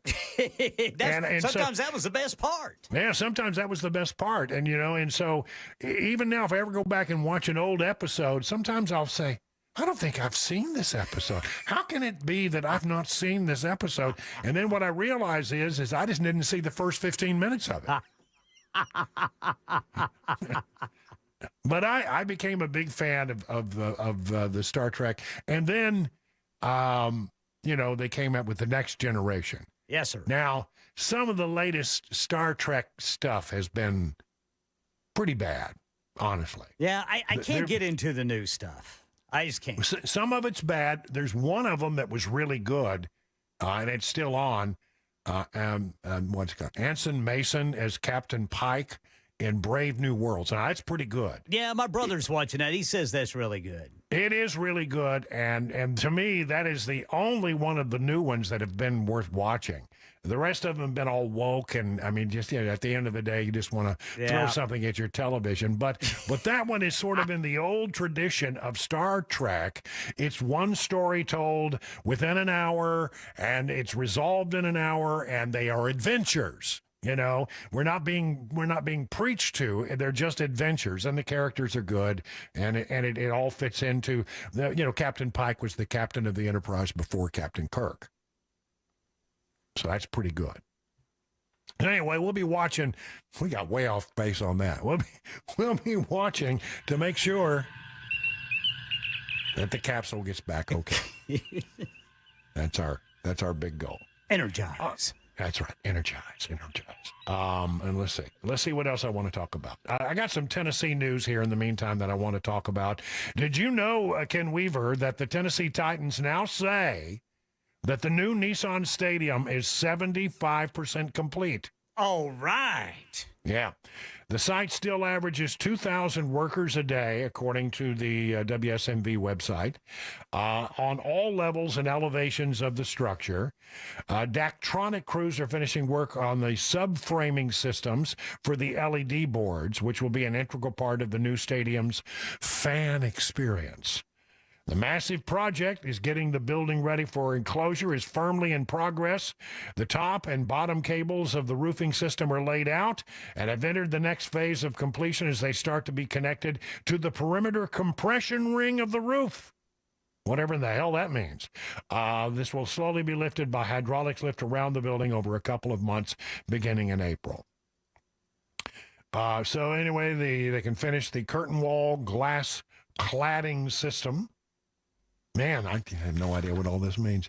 But one way or the other, it's coming along. And they say that they are 75% at the end of March. And so I think they're on track as far as I can tell. Tennessee lawmakers pass a bill requiring schools to adopt digital device policies for elementary school students. I love this, again on WSMV's website. A bill that originally sought to ban digital devices for elementary students across Tennessee, now headed to Governor Bill Lee's desk, but with notable changes. After previously passing in the Senate, the bill was passed in the House this week and introduced by Senator Joey Hensley and Representative Michelle Renaud, both of them Republicans. The bill originally prohibited elementary school teachers from using digital devices while teaching and barred electronic testing for kindergarten through 5th grade.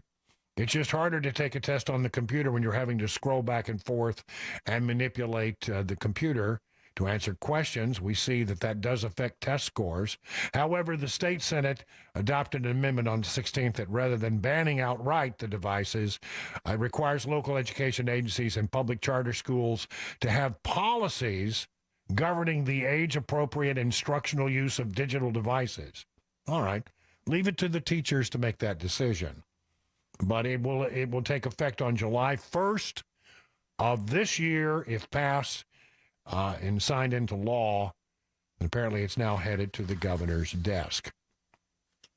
We have talked about this before, how difficult it's getting for these plants, the EV plants to continue to operate. Ford, said Blue Oval City is not going to become a electric vehicle plant over in Memphis. It's going to be just a truck development plant. They're going to develop trucks, but they're not going to develop the totally electric truck. Volkswagen has a plant in Chattanooga, and they have decided to axe production of their EV model and will focus on a new gas-powered SUV lineup. Volkswagen announced a shift in the U.S. production strategy on Thursday, writes the Tennessee Star, confirming it will end assembly of its all-electric Volkswagen ID4 at a Chattanooga plant and refocus efforts on its popular gas-powered SUV lineup. Volkswagen's Chattanooga assembly plant will shift its primary focus to higher volume models that support sustained growth in North America. The move comes after the company scaled back ID4 production and furloughed workers at its Chattanooga plant last year in response to declining demand for the EV model. Now, Volkswagen and the plant will prioritize higher volume vehicles, with the Volkswagen Atlas becoming its primary model. Here's something else coming from your state legislature. Senate committee passes a bill. This is sort of important. Requiring data centers to cover upgrade cost. Data centers in Tennessee may soon need to pay for infrastructure costs they create. The data centers going up everywhere, and they've been very complicated because they take a lot of utilities, they take a lot of infrastructure, they take a lot of support, and what you don't want is to say, hey, we got this big $6 billion data center coming in, and they're going to build this and they're going to build that, and it's going to be great, and we're going to be running the cutting edge of all of this AI stuff and all of these data centers, and then all of a sudden you realize that the cost of your electricity has gone up dramatically, because it takes a tremendous amount of electricity to run these things. So, if you're competing for that electricity, you could face higher charges. So this week, the Senate Commerce and Labor Committee passed a Senate bill which prevents data center companies from passing on the cost of facility and utility upgrades to consumers. It was introduced by State Senator Brent Taylor of Memphis, Republican. Prevents data center companies from making residential, commercial, or industrial customers pay for their utility cost.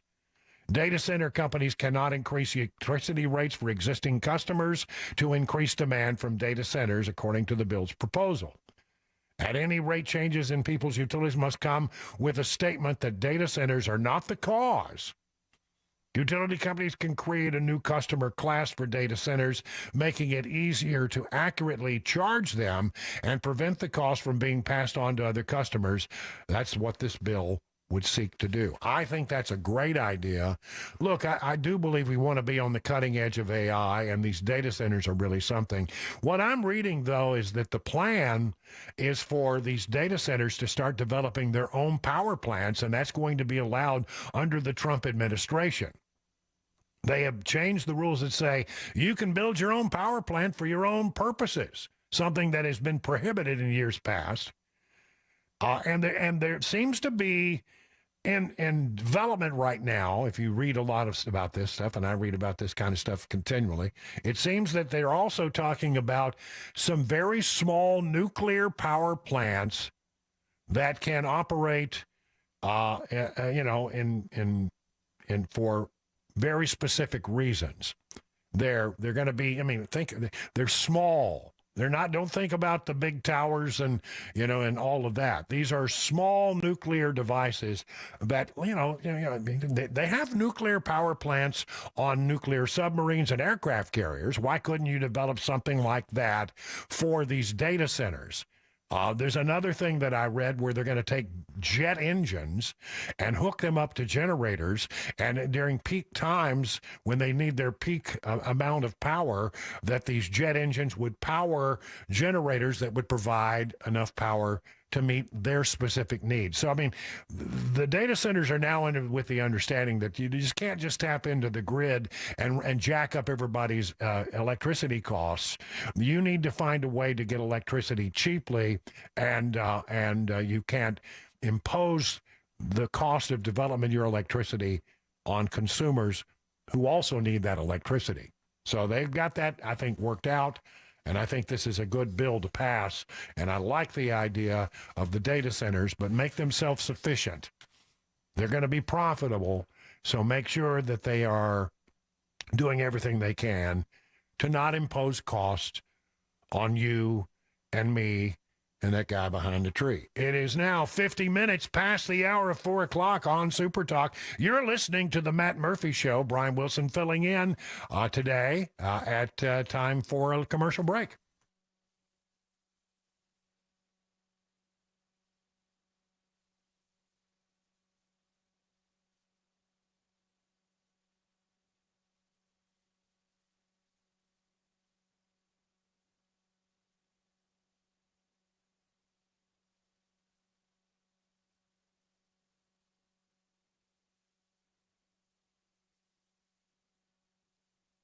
Legendary coach Lou Holtz once said, before people spend money, they ask 3 questions. Can I trust you? Are you committed to excellence? And do you care about me? Friends, it's Matt Murphy, and I can say with Eurofix, those 3 answers are an emphatic yes, yes, and yes. Back in 1999, owner Aaron Stokes was by himself in a one-car garage in downtown Franklin. A few months later, he moved into a shop in a barn behind his house so he could stay close to his family while building his dream of offering the best European vehicle repair at below dealer pricing. Flash forward to today. The barn's gone, and sadly, I'm here to say that Aaron is gone too. But Eurofix is continuing that tradition that he laid out over the 26 years that he was a part of the Eurofix family and really the driving force behind it. Thriving in 5 separate locations: Nashville, Franklin, Belmead, Murfreesboro, and Mount Juliet. 3-year, 36,000-mile nationwide warranty. Free, a rental car available at every appointment. Friends, it is time. If you want solid European auto repair, get to Eurofix. Go to myEurofix.com. That's myEurofix.com.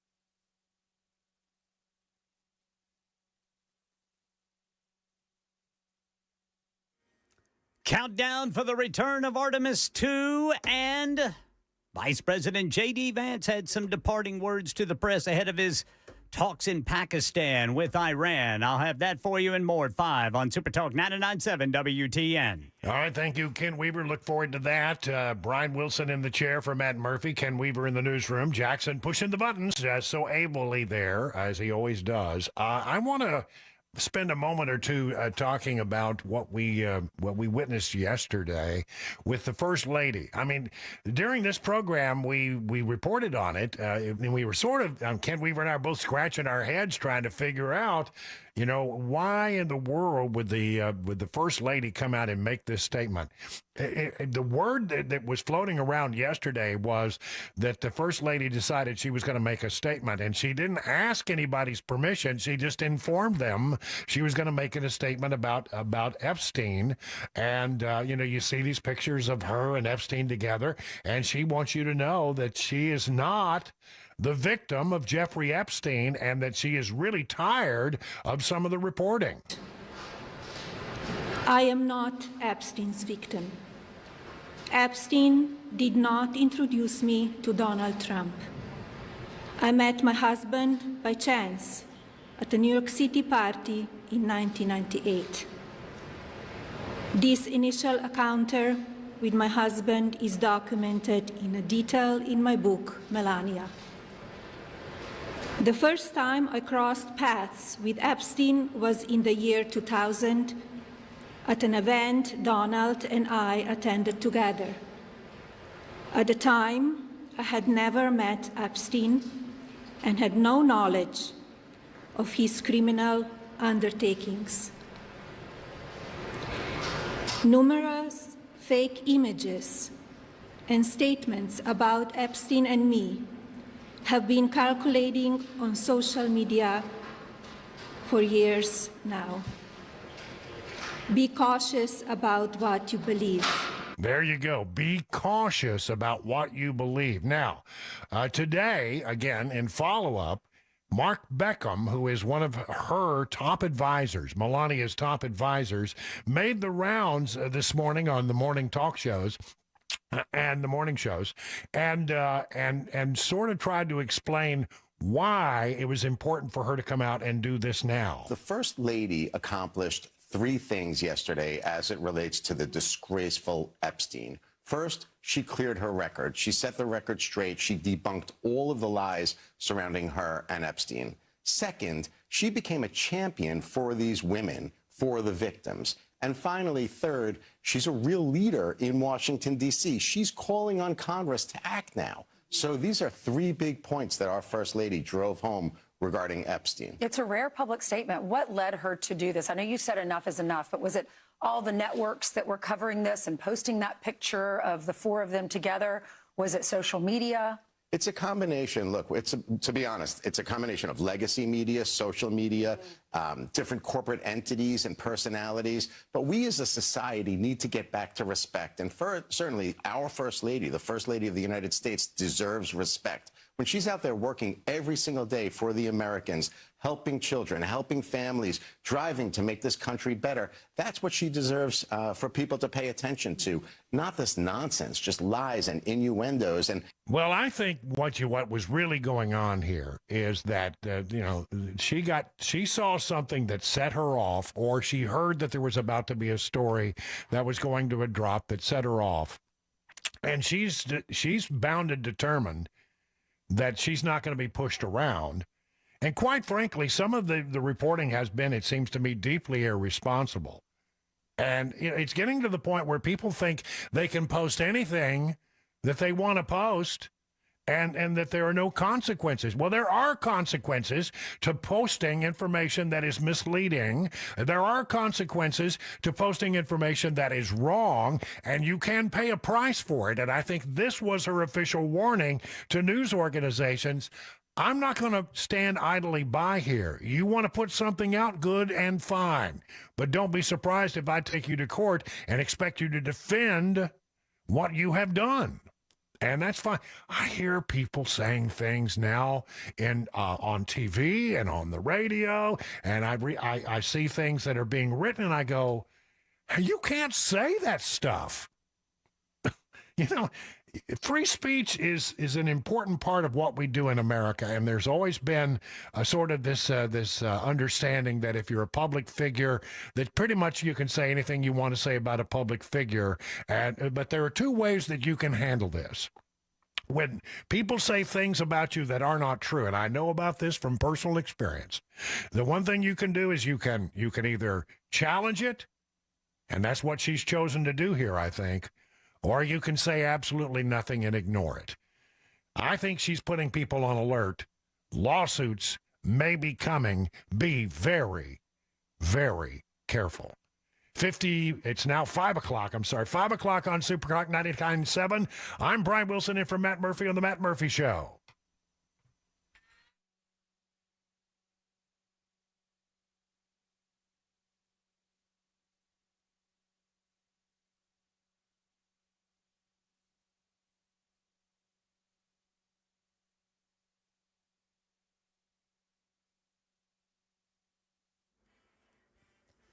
Five o'clock on the dot. I'm Ken Weaver with your top stories. Got the full forecast and traffic coming up in 5 minutes, and the countdown for the return of Artemis 2 is on. We are talking about 2 hours and counting. NASA's program director for exploration for ground systems, Sean Quinn, tell us what's next. The astronauts are doing fantastic. They had a magnificent journey. They just performed one of their last correction burns, and the burn went very well. So they're on track to hit the entry corridor just right. And one of the most important objectives out of the test flight is to perform maneuvers with the Orion spacecraft, manual piloting maneuvers. They did that with the upper stage on the first day of the flight. Those maneuvers went very, very well. The astronauts, Reed Weissman and Victor Glover, the commander and the pilot, really thought the spacecraft handled well. 685,000-mile journey coming to a close in just hours, putting this 10-day mission around the moon, also known as a lunar flyby in the history books. We're talking about 7:07 Middle Tennessee time. Operation Epic Fury. Vice President J.D. Vance, some departing words to the press ahead of his high-stakes talks in Pakistan for the Iran ceasefire deal. Stephen Portnoy. The vice president made it clear this week that Israel's attacks on Hezbollah targets in Lebanon are not a part of the ceasefire, even if Iran sees that as a front in this broader war. Vice President Vance told reporters before he left D.C., we're going to try to have a positive negotiation. But Vance added, if they're going to try to play us, then they're going to find the negotiating team is not that receptive. Now, the government's main inflation gauge showed that inflation, thanks to the energy prices that have spiked during the war, are at their highest level in 4 years. We get more from ABC's Elizabeth Schulze, who breaks down just how much energy prices have gone up. A couple key categories to watch here. Gas prices, of course, they're now up 40% since the start of the war. Diesel's up 51%. Jet fuel is up 70%. Higher transport costs are also now starting to hit groceries. So we know grocers are paying fuel surcharges.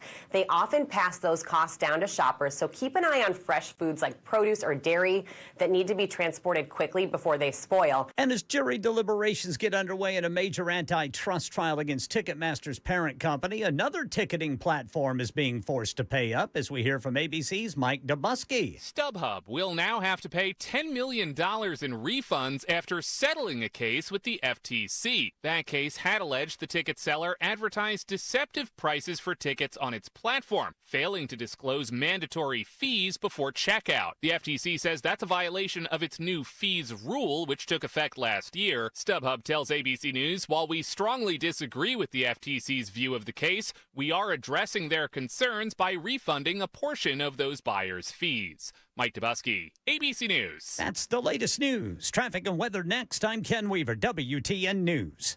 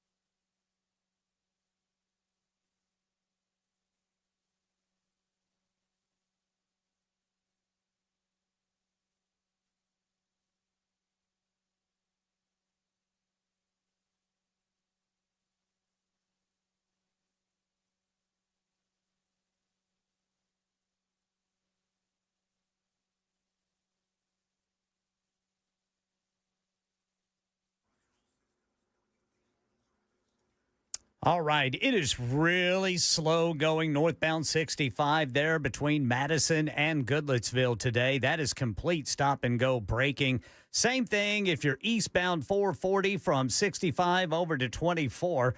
Might be because we've got a crash there, 440 eastbound at Nolensville Pike. Then another crash, 24 eastbound past Briley Parkway, 24 eastbound at Haywood Lane, and in Bellevue a crash, Old Hickory Boulevard at Highway 70 South. I'm Ken Weaver.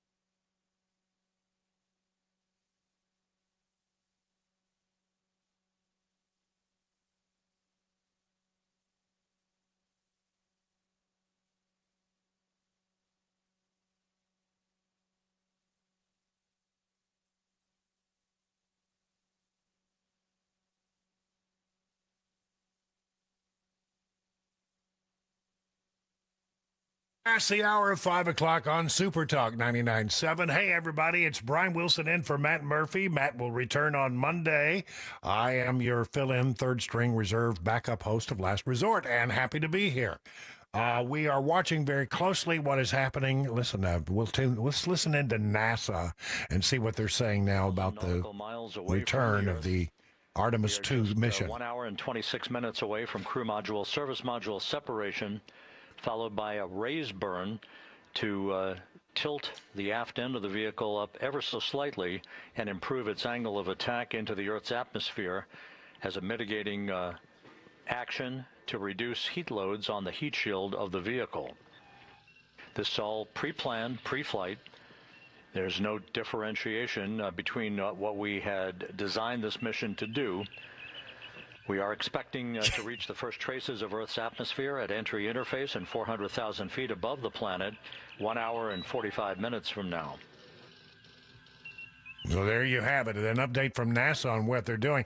And I'm watching. It's really been quite amazing to watch this mission.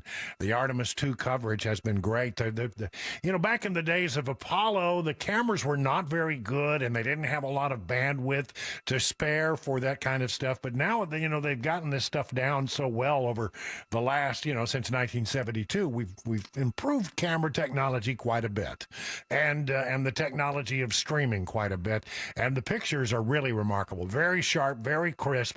Hard to believe that, I'm looking at an image on my computer screen live. Integrity, Houston. Cabin temp cold soaking is initiated. And we're looking at a picture that's so crisp, and it's like 400,000 miles from Earth. Just amazing. Just amazing. The whole thing is incredible, man. Yeah, it really is. And, one of the things that I remember everybody talked about, the Apollo 11 mission that landed on the moon, the first mission to land on the moon, and how the pictures were not very good. I remember. I mean, were you old enough to get up and watch that, Ken? No, I was. I was not thinking of that. Yeah. I can't remember. What year was that? Well, it was 1969, I want to say. 1969, I think it was. I was 1 year old. Yeah, I'd been around for a while. I was, let's say, I was born in '56, so I was about 10 or 12, as I recall. You were up and at them.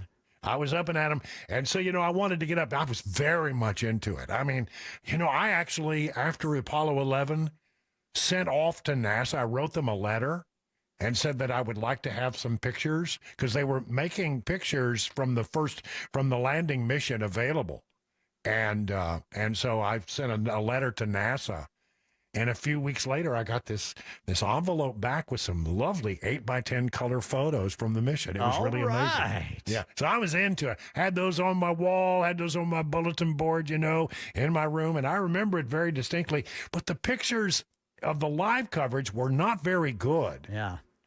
And even in Apollo well, I figure what, 17? I want to say that was the last one, whatever. The last mission, when they came back, they had color cameras and they were better, but they weren't great.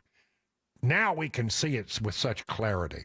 And and it's fascinating to watch all this. I'm like, right now I'm watching, and apparently the spacecraft is changing its trajectory even slightly and tilting around as they get ready. Oh yeah, now they're moving the aircraft to get ready, or the spacecraft ready for it to come in, and you can actually see live the spacecraft and the Earth in the background tilting. It's just amazing. It's truly amazing. Anyway, a lot of math involved in this, Brother Brian. Yeah, this is the main reason why I didn't go into space travel, because I can't do any math. Me either. You said, Brian, you love science. Yeah, I love science. Why didn't you follow a career of science? Can't do math. Math. Can't do math. One word answer, math. Yeah, we've talked about this before, Ken, and it is really true. People in broadcasting can't do math. No. They just can't. I mean, the vast majority of people in broadcasting are people who are pretty good with words. Yeah. But it's really rare to find somebody who's really good with words and really good with math. Yeah. I will never forget covering elections. It was the presidential elections and local elections that happened in Bernalillo County, Albuquerque, New Mexico. Right. Yeah. There was one reporter, one TV anchor who was really good at math because there were some discrepancies in the numbers that were coming in. And every reporter in that room was huddled around him as he asked his questions. Because nobody else knew what. We had no idea how to break it down. He knew the right questions to ask. That's right. Yeah. Well, yeah, it is true. But one way or the other, math skills lacking besides, it is going to be fun to watch this as we go forward. I mean, we're just going to get a different experience than we got back in the late 60s and early 70s. I mean, the last time we were on the moon, if I stand corrected, 1972. Yeah. 1972. And they went into and that was, some of the later missions were really good because not only did we land a lunar lander, the lunar lander contained a car. And it was like a buggy, a moon buggy. And people, and the astronauts were driving around the moon. They're driving on the moon one day, and they're just driving along, and they would stop and set up their antenna, and all of a sudden you would see live color pictures from their moon buggy. That's awesome. I mean, it is awesome. I don't think they have a lunar lander yet. I don't think they have one yet. I think they're still working on that. We better get one. Yeah, it'd be good. If you're going back to the moon, it would seem to me that one of the things you'd want is a lunar lander. I guarantee you Governor Bill Lee would let him build it right here in Tennessee. Yeah, that's right. Well, we can figure, let's build us I think honestly, I think they're so far behind schedule on this stuff. Elon Musk put out a tweet the other day that I saw. He said, listen, before it's all over with, we're going to be in charge of this moon landing here at SpaceX. Yeah. Let's listen in. Got to have people like Elon Musk, man. Let's listen in. In step 10 for the SIP switch config, there are no deltas. No deltas to step 10. Copy all. Set phasers to stun. That's right. Well, I see, the only reason I know that there are things, being said is that it comes up as text on my screen when they start talking. That's the only time. But there's a lot of silence. Astronauts don't talk all the time. Phasers to stun.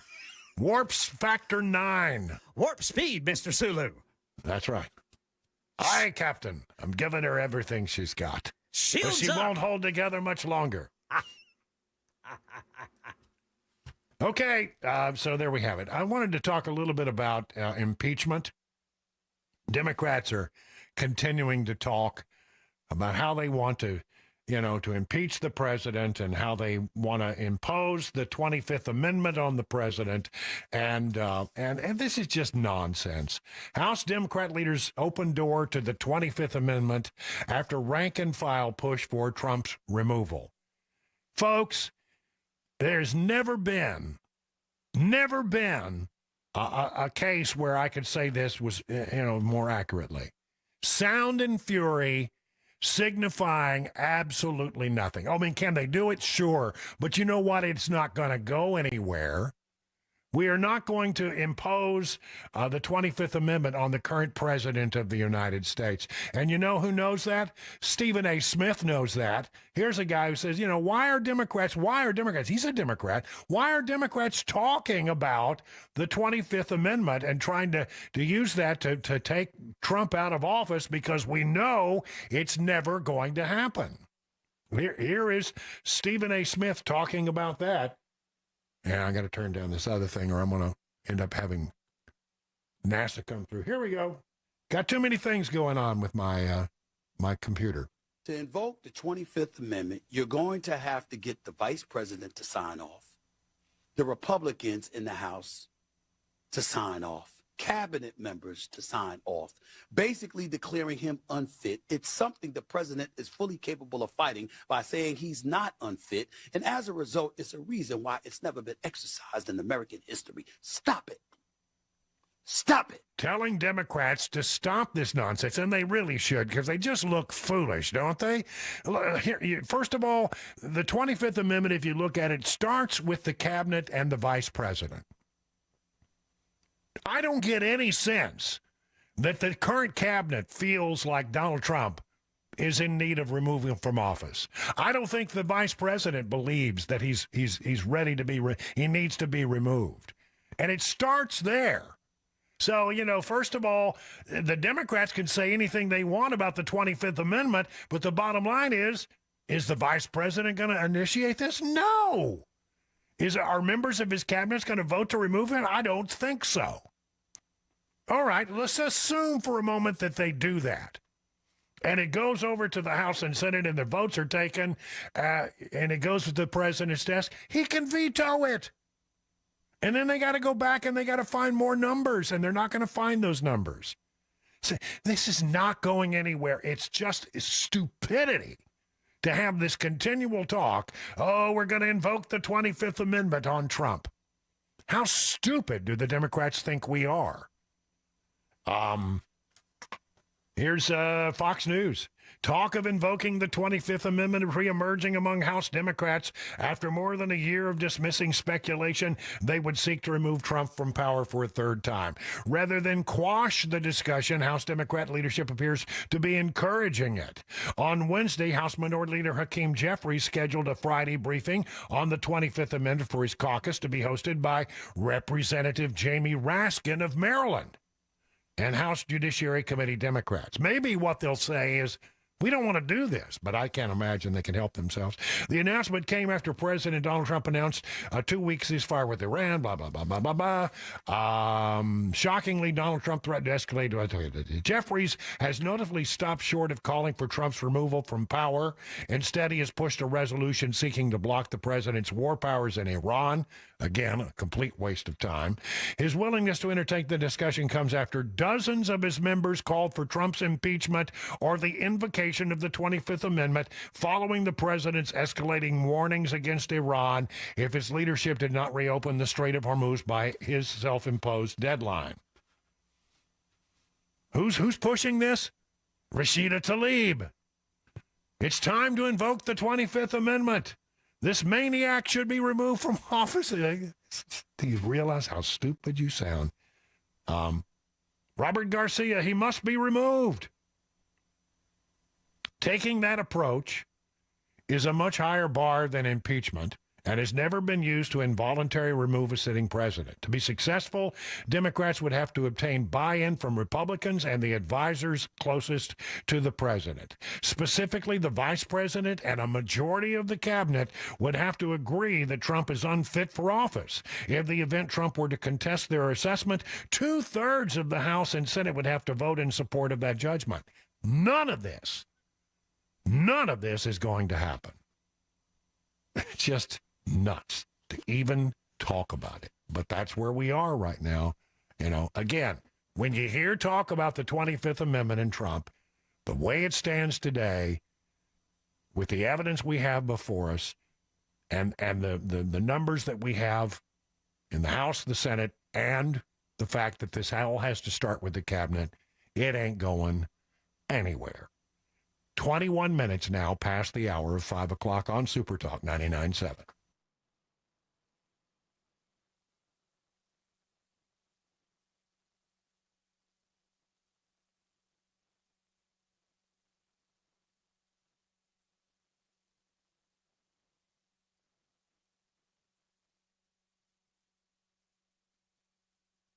Spring is the season to gear up, and there's no better time to upgrade your equipment and to save big at Dickens Turf and Landscape Supply during Toro Days, now through May 17th.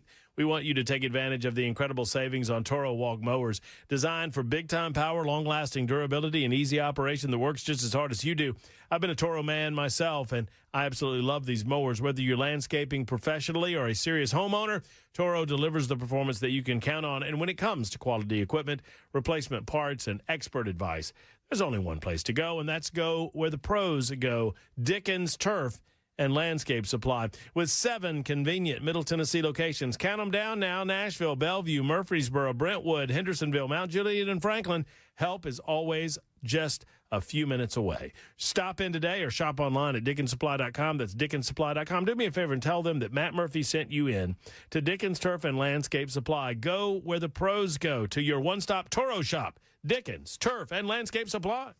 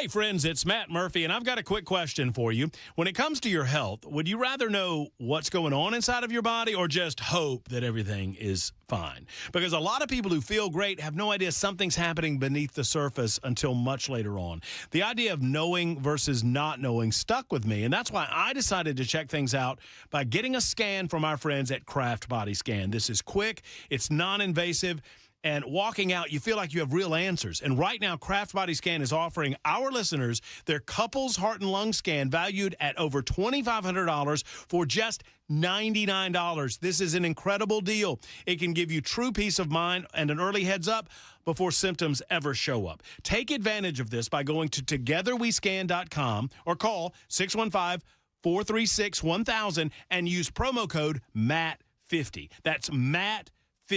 This year, don't just hope everything's okay, know everything's okay. That's togetherwescan.com or 615-436-1000 and promo code MATT50.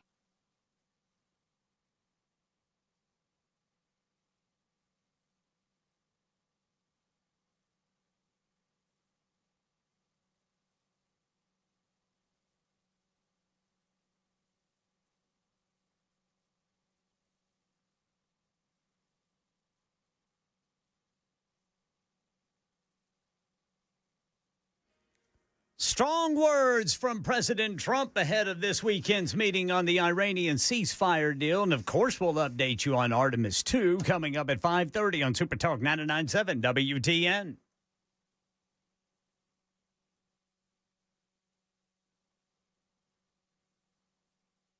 O'clock on Super Talk 99.7. I'm Brian Wilson, your friend and radio buddy. I've got too many things going on with my computer here. Too many things going on. We were watching the Artemis live mission coverage, and their live coverage of the separation between the capsule and the service module, and then they turn the thing around and they start coming down. Basically, it's really one of the things that's so impressive about this is that they have to hit a 2-degree corridor. If they can't, they got to be right in that little slot. You come in too hot, you can't come in too high, you can't come in too low. You got to hit just the right spot. If you hit too shallow, you bounce off the Earth's atmosphere and you cannot return. If you come in too deep, too steep of an approach, then you will burn up during the reentry process. So they feel like they're on target. There've been some questions about the heat shield. We'll see how that all goes. But again, we're watching closely that coverage and trying to make sure that we get you all the information as that happens. I want to talk about this while we're waiting, and we'll go back to this stuff, when there is stuff to report, and especially in the next hour. President Trump sounded ready to dismiss top intelligence chief Tulsi Gabbard, apparently according to Axios, until he got an earful last week from one of his oldest friends and advisors, none other than Roger Stone. Hey, Kid Weaver, do you remember when we ran into Roger Stone? Yes. Do you remember you and me and Chris and Chris Weber? We decided to go get some lunch after the show when we were doing mornings. Yeah. And we go over to a Mexican food restaurant right down there on West End, and I looked over there and I said, went to Chewy's, and you said, "That's Roger Stone." I said, "Oh my gosh, that's right." Talk about your weird encounter. We're at Chewy's, and we ran into Roger Stone. Very random. Yeah, very random. He was in town for something. I've known Roger Stone a lot of years. Don't know him well, but I know him.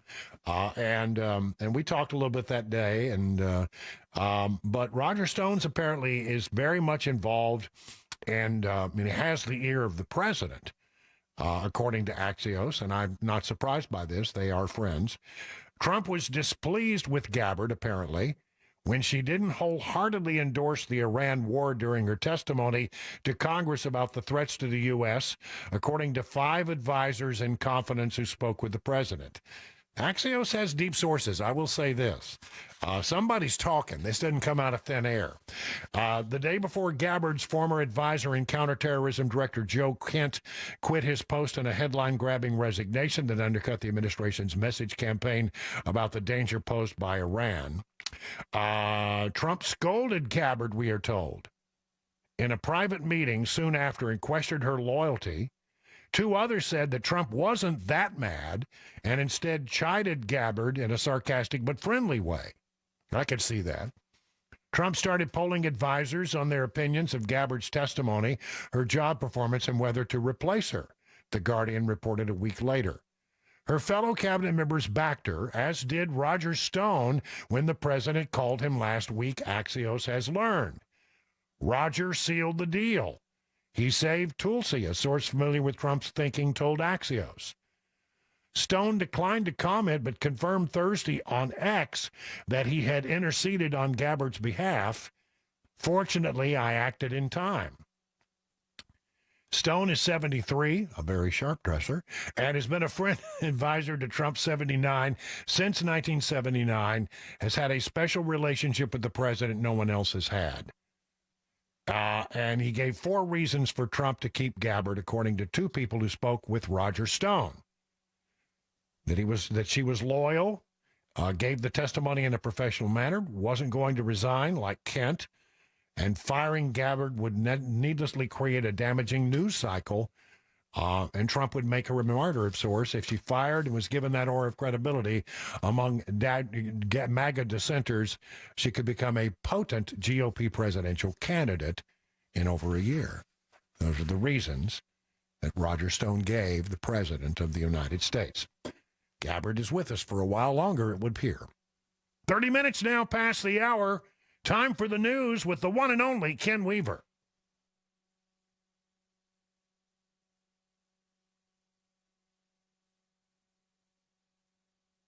.5:30 on the dot. I'm Ken Weaver with your top stories. Got the full forecast and traffic in 5 minutes. Countdown for the return of Artemis 2 is on. We are a little over an hour and a half away from splashdown. Quite a bit to do. NASA's Program Director, Exploration for Ground Systems, Sean Quinn, explains what the 4 crew members are doing to re-enter the Earth. After they splash down, our Exploration Ground Systems recovery crew, in partnership with the Navy, will get them out of the capsule. Our goal is to have them back on the ship about 2 hours after splashdown or less. Splashdown set for 7:07 Middle Tennessee time. And some strong words from President Trump ahead of this weekend's meeting on the Iranian ceasefire deal. On social media, the president posting, quote, "The Iranians don't seem to realize they have no cards other than a short-term extortion of the world by using international waterways." He says the only reason they are alive today is to negotiate. And today, the government's main inflation gauge showed inflation, thanks to the energy prices that have spiked, are at their highest level in 4 years. We get more from ABC's Elizabeth Schulze, who says the rise in transportation costs have trickled down to you, the consumer. While eggs are down in the past year, staples like ground beef up 15%, lettuce up 15%, coffee up 18%. That's in part because of tariffs.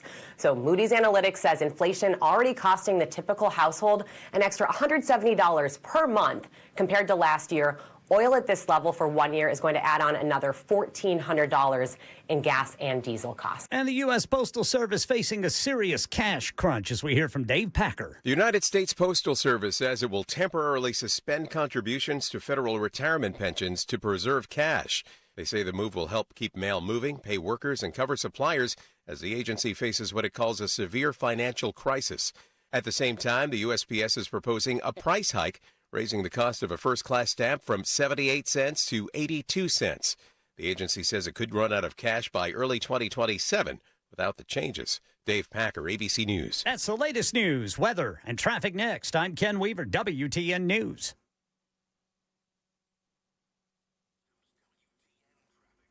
All right, still dealing with this crash. 24 eastbound past Briley Parkway in Glencliff. Also 24 eastbound at Haywood Lane. Then 440 eastbound past Nolensville Pike.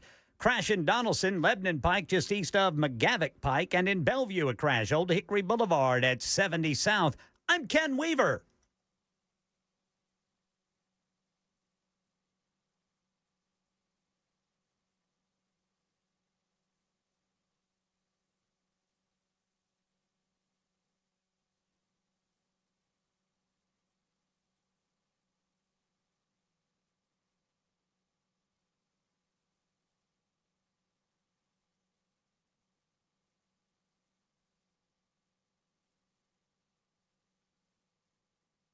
For many of you, and I know because I talk to you, and I'm one of you, you do everything right. You feel like you're exercising enough. You feel like you're eating right, but you get to a certain age where you just can't get it off in certain areas. You just can't get it done. Allow the modern technology, the red light therapy that is Contours, to give you that boost, that assist. You do those things that you're doing in your daily life. Let Contours do their thing with their ultra slim body contouring, and together you're going to achieve that level of happiness, and that happiness, it cannot be replicated. Once you get to that body, that look that you're looking for, once you lose those inches that you wanted to lose in your love handles, in your chest area, wherever it might be, I'm telling you, folks, look in the mirror and you'll love what you see when you get to Contours LLC. They also do facials that are revitalizing. The red light therapy will tighten your skin and restore your natural glow for both men and women.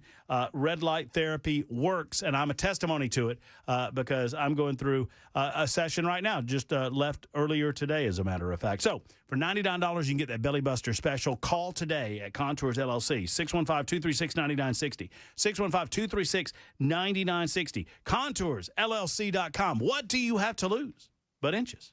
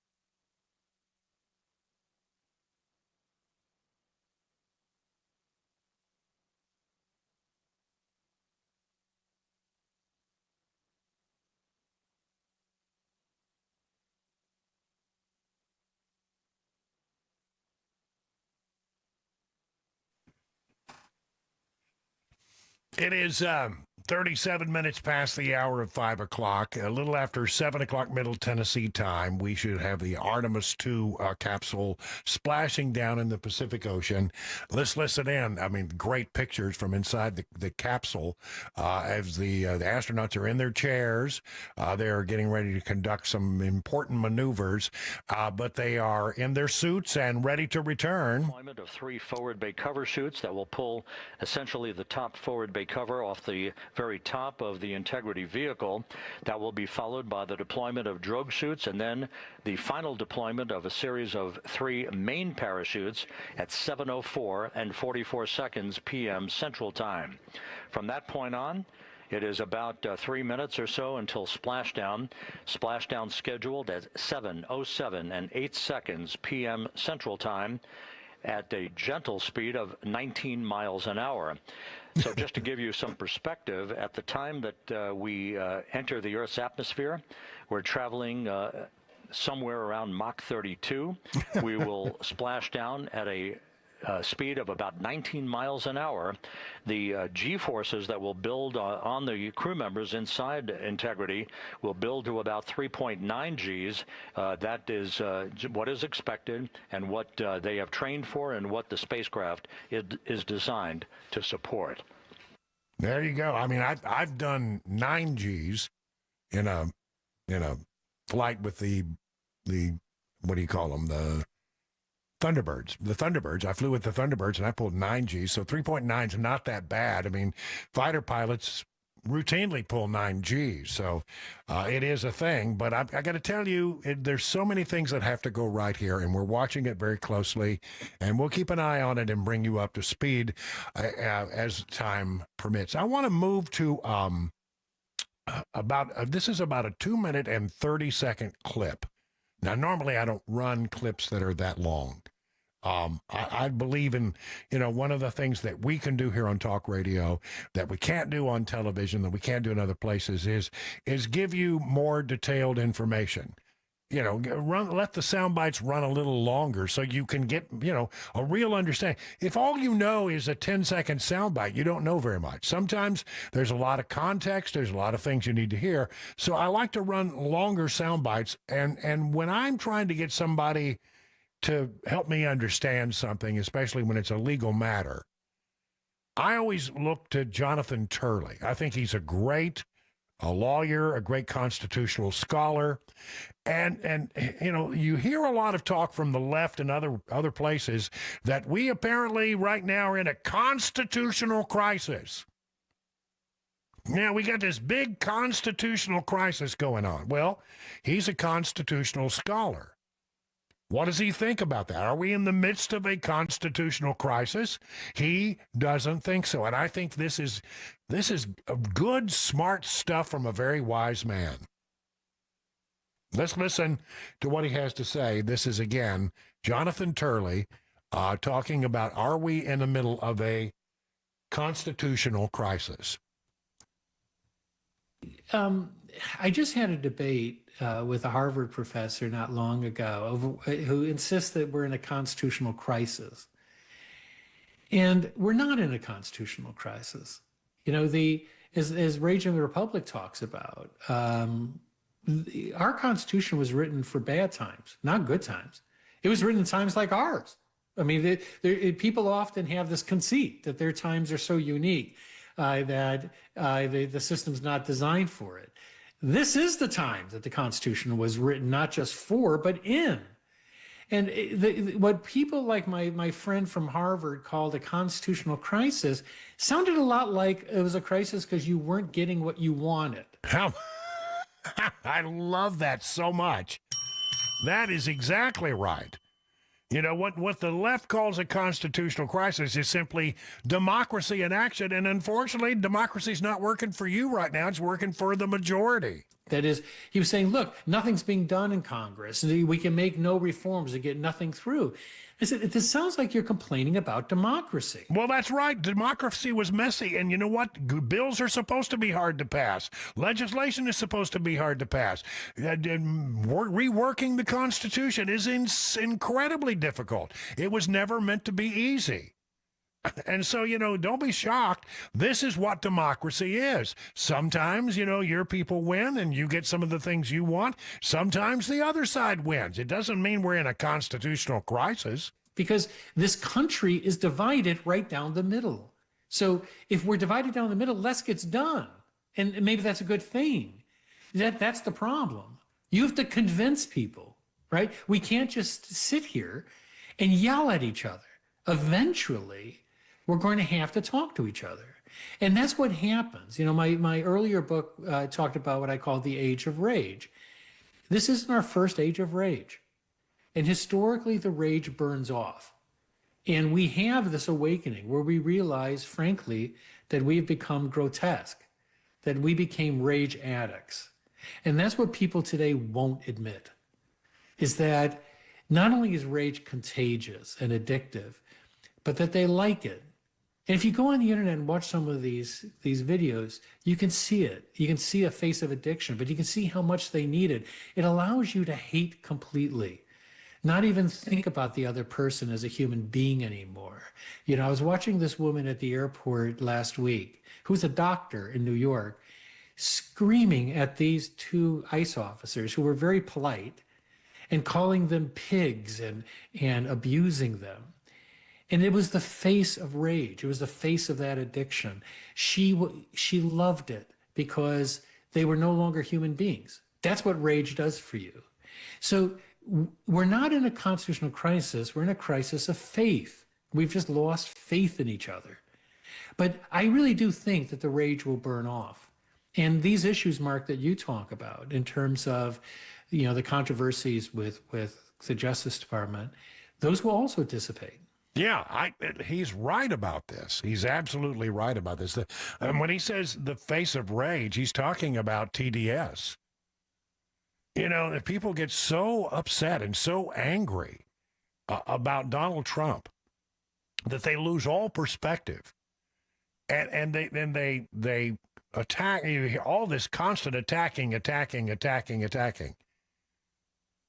And then the left feels like, well, these people are not even worthy of human consideration.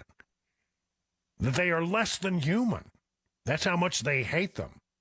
They hate them so completely that they look at them as being less than human beings, and they can say anything.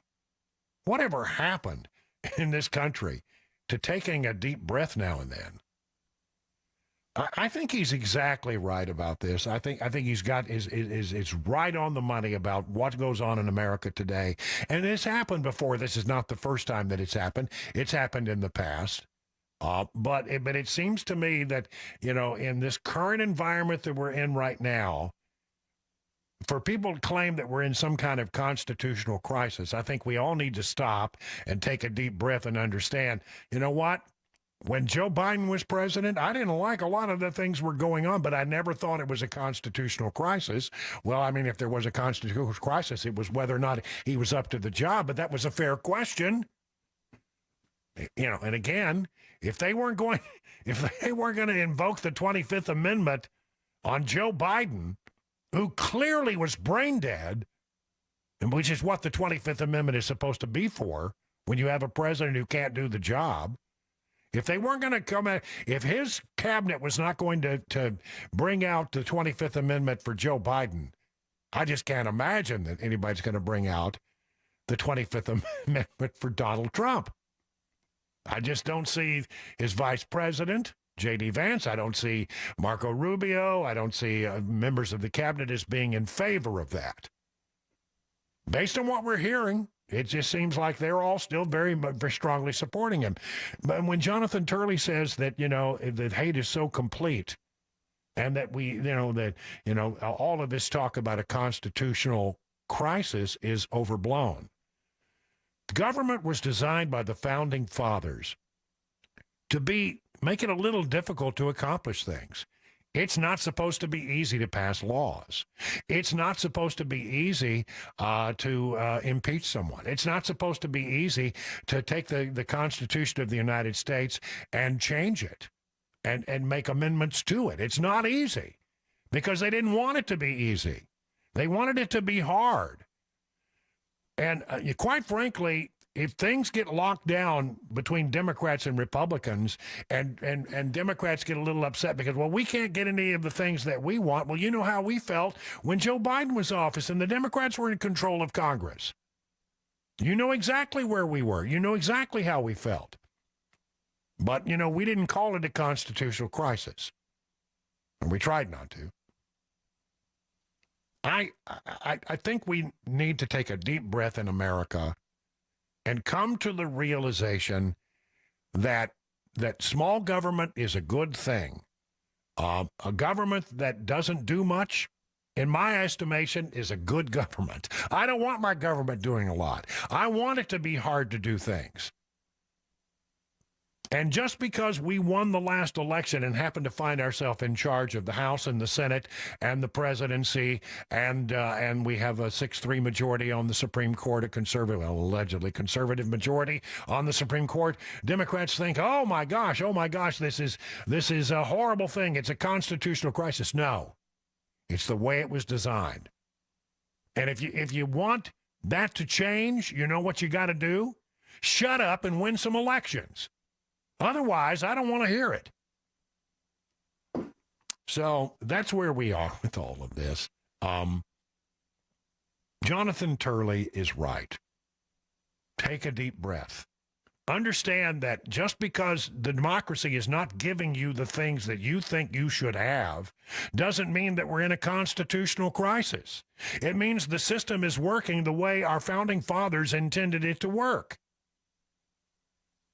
The people who win elections get to decide policy.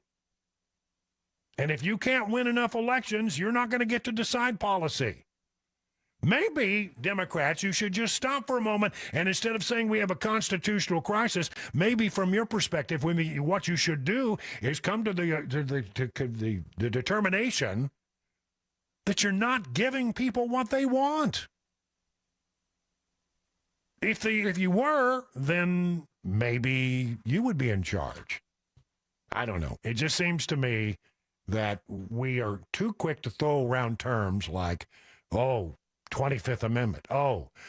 Constitutional crisis. We need to impeach. No, you know what we need to do is just try to find the areas where we have common agreement. And if we can't come to common agreement and we can't get things pushed through, that's the way the system was designed to work.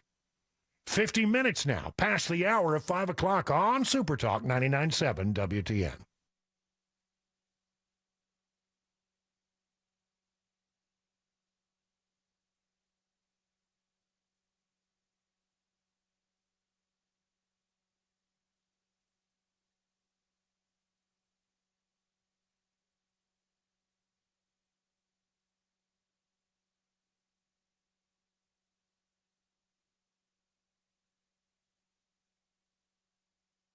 I hope that Holly and or David would be listening right now from Savory Spice, because I just got a message from Cameron Smith, and he said, I went to Savory Spice today, and he was praising Pam. Yeah. Were you praising Pam? Yep. He was praising Pam as a wonderful help to him. What'd you go get?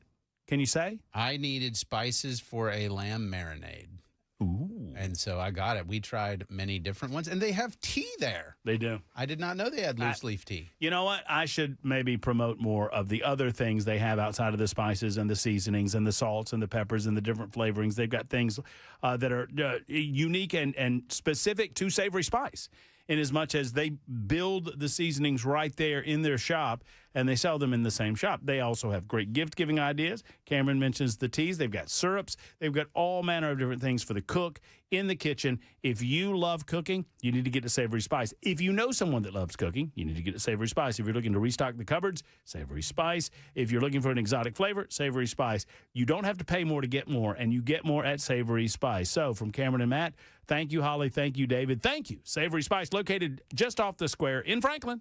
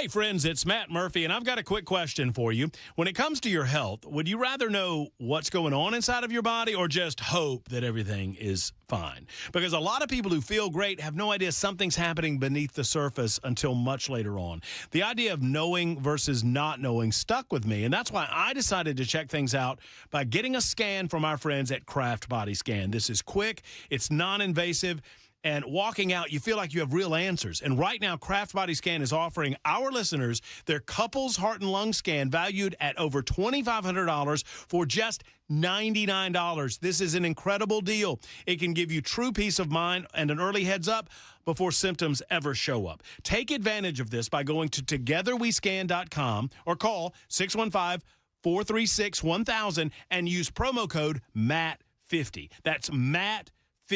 This year, don't just hope everything's okay, know everything's okay. That's togetherwescan.com or 615-436-1000 and promo code MATT50.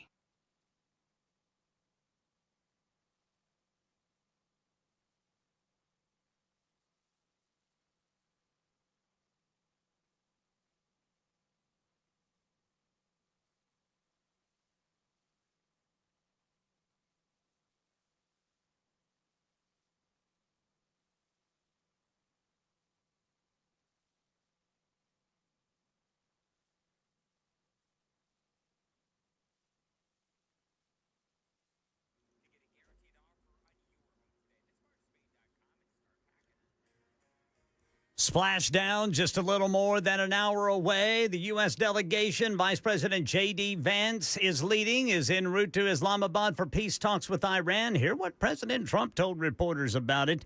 We'll tell you at 6 on Super Talk 99.7 WTN.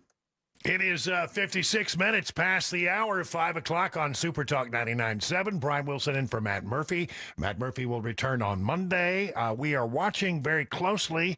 And quite frankly, it's Ken Weaver, it's astonishing. I'm watching the NASA feed, and in just the last few minutes as I'm watching the NASA feed, you can actually see the Earth getting bigger and bigger and bigger through the window of the spacecraft. It's really something to watch. So there you have that. They have traveling at 25,000 miles an hour. It will re-enter the Earth's atmosphere at a speed approximating Mach 32. That's pretty astonishing. That's fast. And by the time that they land in the Pacific Ocean under the billowing the parachutes that they put up, the drogue chutes and then the big chutes, they will land and they will touch down in the water at 19 miles an hour.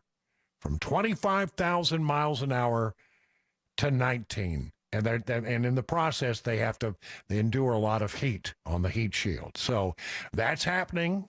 They are now just now beginning to interact with the very upper part of our atmosphere at 400,000 miles from, that's not right, 400,000 feet, 400,000 feet above the Earth. So they're coming in.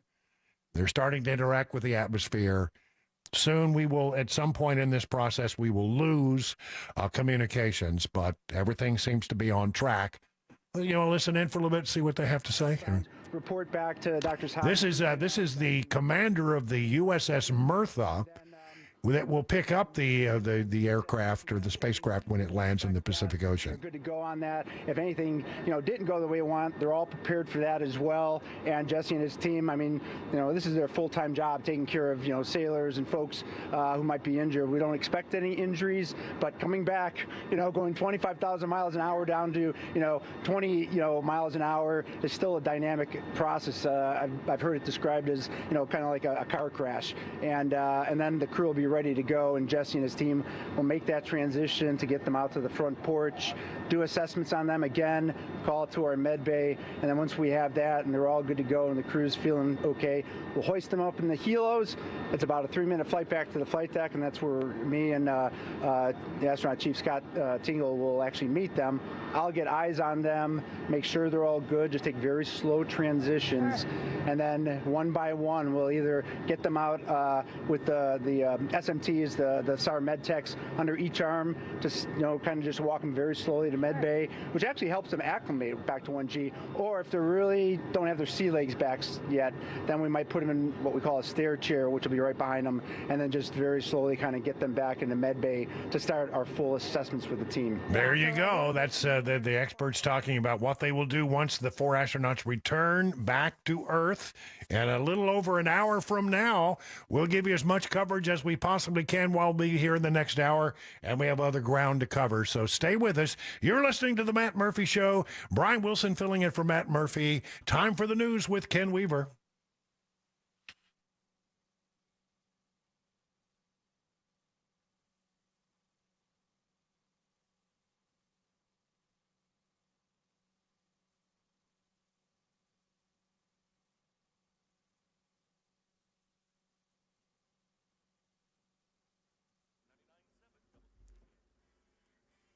6 o'clock on the dot. I'm Ken Weaver with your top stories. Full forecast and traffic in 5 minutes. NASA astronaut Christina Cook aboard Artemis 2 speaking with Houston Mission Control as they execute one last 8-second firing of its jet thrusters to fine-tune the flight course, a critical maneuver to ensure a safe return tonight. Integrity Orion is in burn attitude. Splashdown now a little more than an hour away. Operation Epic Fury, U.S. delegation led by Vice President J.D. Vance en route to Pakistan for peace talks with Iran. President Trump told reporters late this afternoon he believed the negotiations would go well for the U.S., saying Iran is in a state of defeat. They're militarily defeated, and now we're going to open up the Gulf, with or without them. But that'll be open. We're going to be, or the Strait as they call it. And I think it's going to go pretty quickly. Yeah, he says Iran doesn't make money as long as the Strait is closed. And he says the U.S. doesn't need the Strait. Mr. Trump added, with or without cooperation from Iran, that Strait's going to open. Consumer prices up another 3.3% year over year, according to the latest Department of Labor data. ABC's Elizabeth Schultze. This is just really, Perry, the latest roadblock on the path to lower prices. We do see that egg prices are down, but other staples, ground beef, lettuce, coffee, all of those costs have already been up in the past year, in part because of tariffs. So this is another headwind here. Department of Transportation addressing its air traffic controller staffing shortage by targeting an unexpected group. ABC's Clara McMichael with more. If you're a gamer, you might want to consider a career in air traffic control. The Department of Transportation is targeting gamers with this ad, part of a new hiring campaign, saying they have transferable abilities like high cognitive function, multitasking, spatial awareness, strategy, and problem solving. Former controllers say gaming helped them with on-the-job skills like thinking quickly, staying focused, and managing complexity. The hiring window opens on April 17th. Clara McMichael, ABC News. And the parents of a Texas teenager who died last year are issuing a warning about the dangers of heavily caffeinated energy drinks. At the same time, says ABC's Jim Ryan, Larissa Rodriguez's family's filed a wrongful death lawsuit. Even in the picture posted with her obituary, a smiling Larissa Rodriguez is holding a can of Alani Nu energy drink. The day before her daughter died, says Alicia Rodriguez. I have a picture of her on Sunday after homecoming in the morning, drinking her energy drink. The family's attorney says the medical examiner determined that the 17-year-old died of an enlarged heart due to stress and large amounts of caffeine. The Rodriguezes have filed suit against the distributor of Alani Nu, seeking over $1 million. Jim Ryan, ABC News, Dallas. That's the latest news. Traffic and weather next. I'm Ken Weaver, WTN News.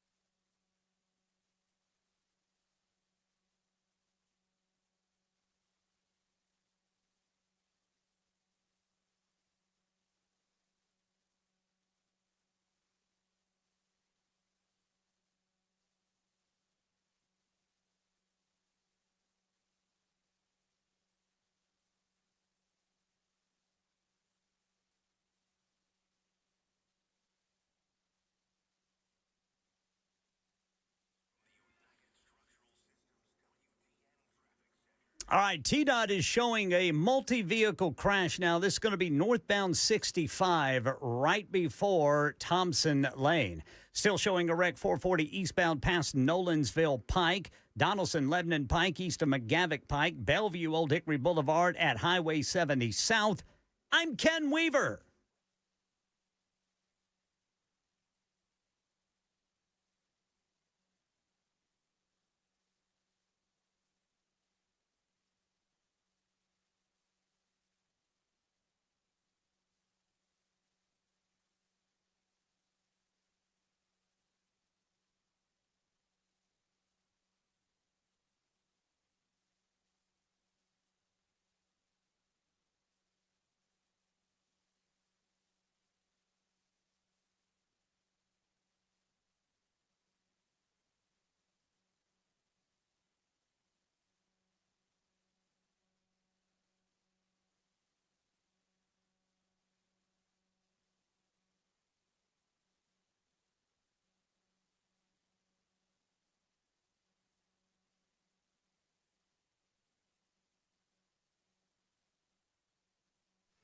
It is 7 minutes past the hour of 6 o'clock on Super Talk 99.7. Brian Wilson coming to you from bucolic Watertown today.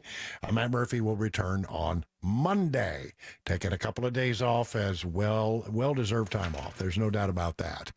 We are watching very carefully what is going on with the spacecraft Orion. The Artemis 2 mission coming to a close. I want to correct something that I said.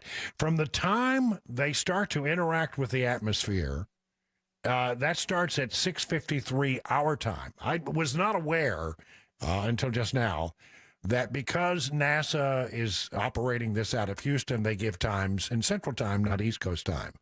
The news media generally lays down at 8 o'clock. Eastern time or 7 o'clock Eastern time, 7:04, but that is 6:04 our time is when that would, I'm sorry, am I right?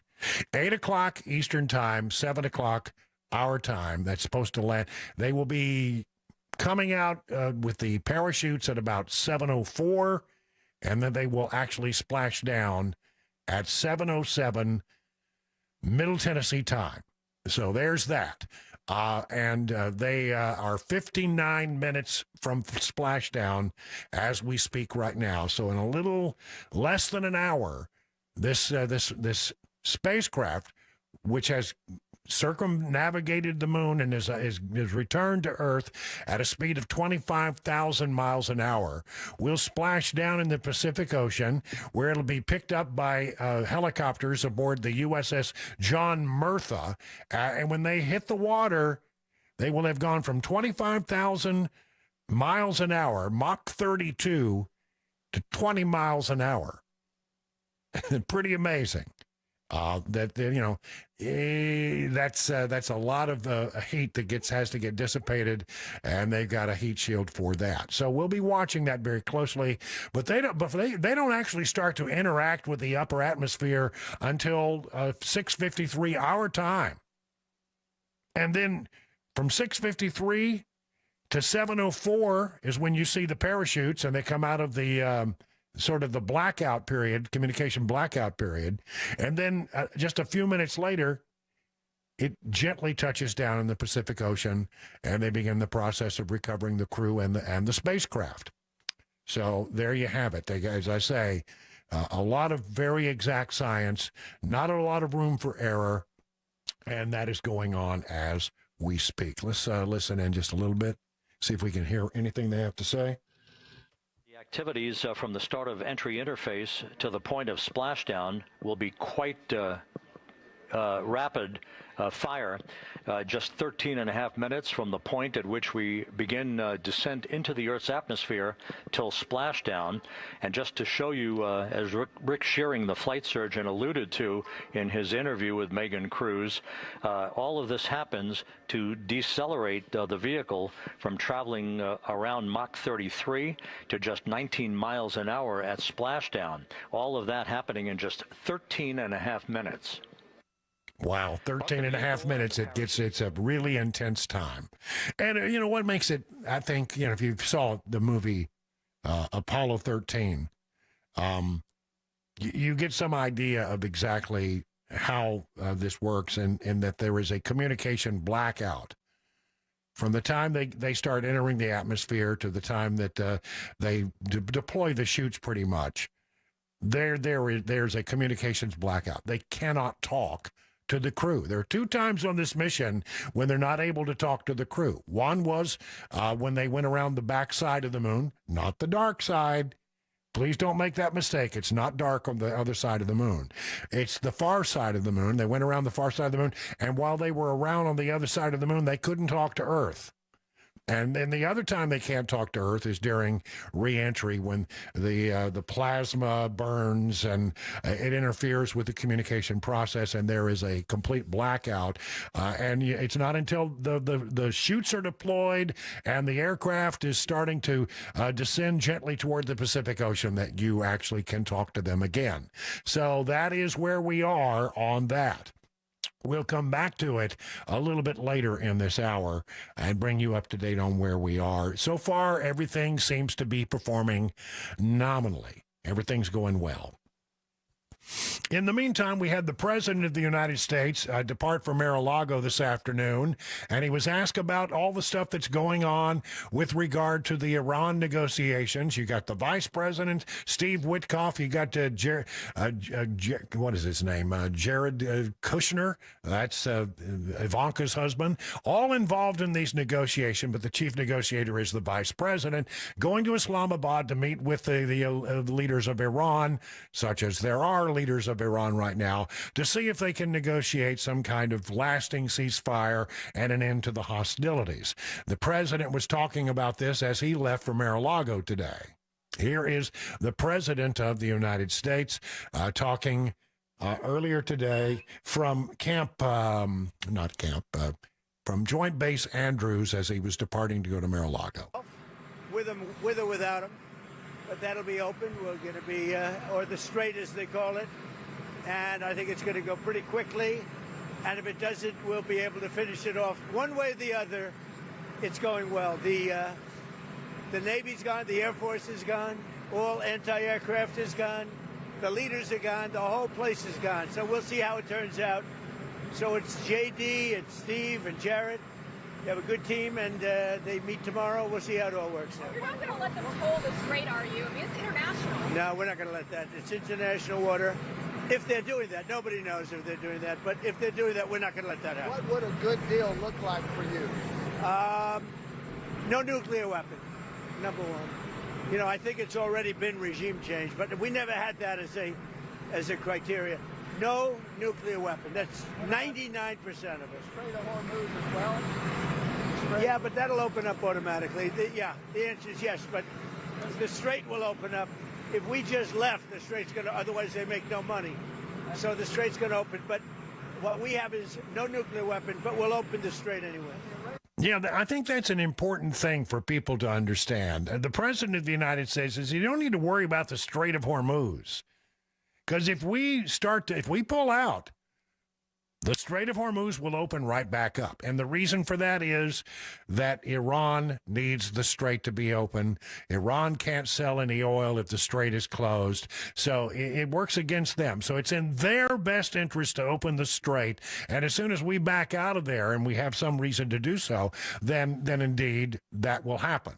So I'm not worried about the Strait of Hormuz. I think he's right about that. The question is, can we walk away with a deal that denies Iran the ability to have a nuclear weapon? Can we come up with a deal that would allow Iran to negotiate as a one of the world, and welcome into the community of the world and the other nations, instead of being the pariah? Can they be a productive nation that can be part of the things that go on in the rest of the planet? They want, as it stands right now, to destroy Israel. It is part of what Iran is all about. The government of Iran wants to destroy Israel. If they are denied the ability to do that, and if they can walk away from such claims that we want to destroy Israel, then perhaps we have the ability to have them enter the nation other nations of the world in doing positive things rather than negative things. They want not only to destroy Israel, they want to be the regional power. They have a saying, death to Israel and death to America. And if we can get past all that and bring them into the fold and have them be a productive nation and rather than a terrorist sponsoring nation, what an accomplishment that will be. So can we get there? They seem to think they still have things to negotiate. I don't think they do. I think the important thing they're going to have to learn is, okay, we're giving you the opportunity to do the right thing, to end this war, to give up your nuclear ambitions, to give up your nuclear missiles. Let us go in there and get that material that we bombed to smithereens and dig it up and remove it safely, and everything can be fine. You can join the nations of the world in a productive way. Wouldn't that be great? Wouldn't that be an accomplishment? I don't know that we're going to get there. But something had to be done. And anybody who criticizes this president for doing it, I think needs to understand that there was a worse outcome than having a war with Iran. The worst outcome would be doing nothing and letting Iran get a nuclear weapon that they launch against Israel or who knows whom. They have a rocket that can fly 4,000 kilometers. That puts many capitals in Europe in their crosshairs, potential crosshairs. So, the only thing that would be worse than a war, if you think this is a bad thing, and I know there are many who do, would be if Iran was allowed to develop that nuclear weapon, marry it with a missile that can fly 4,000 miles, continue its ambitions to build an intercontinental ballistic missile that could attack the United States and become a world power, and a bad world power. Something has to be done. They can never have a nuclear weapon. Trump's been consistent about that since, for years. He's been saying the same thing. So, can they come to the table and accomplish anything? I think it's going to be very interesting. In the question about the Strait of Hormuz, and the question is it open right now? And I don't think that it is technically. I mean, I think Iran may not be, attacking ships in the Strait of Hormuz, and they say, we're not doing anything. But I think there are many shipping interests, the ship owners, the people who own the cargo that's on the ships. We're talking about millions and millions and millions and millions and millions of dollars of investment.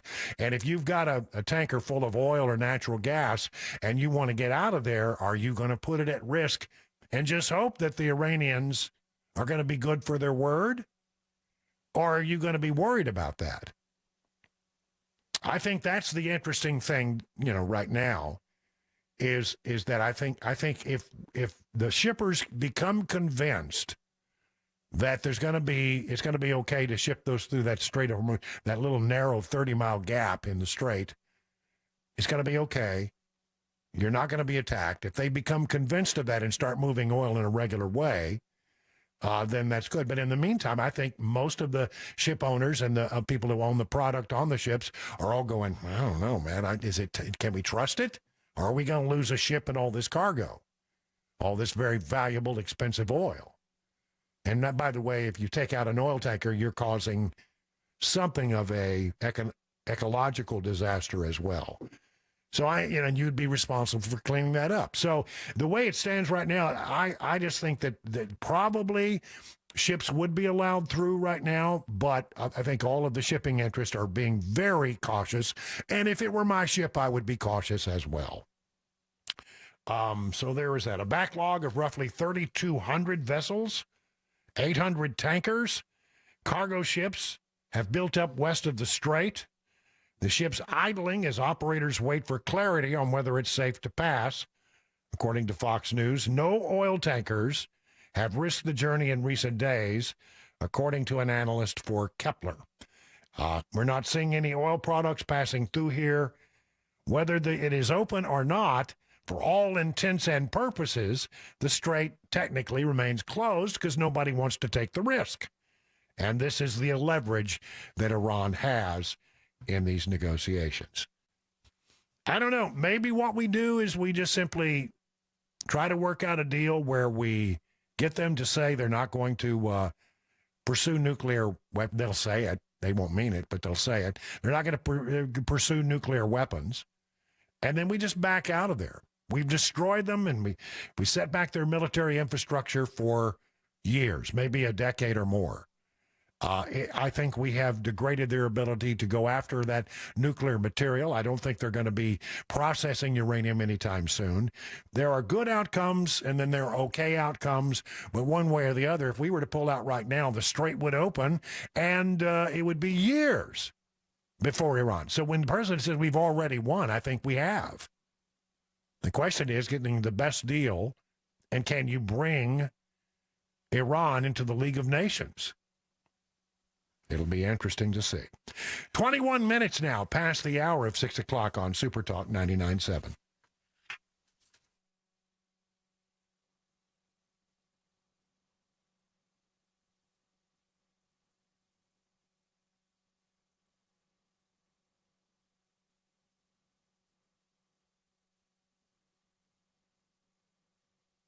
It is difficult to find someone that you can trust in the HVAC industry, which is why I repeatedly tell you about Jeff Eddy and Efficient Heating and Cooling. I trust this man as the day is long. He's got a great staff of people that work underneath him at Efficient Heating and Cooling. He does not strive to be the biggest HVAC company in the state of Tennessee. He simply wants to be the best, the most regarded.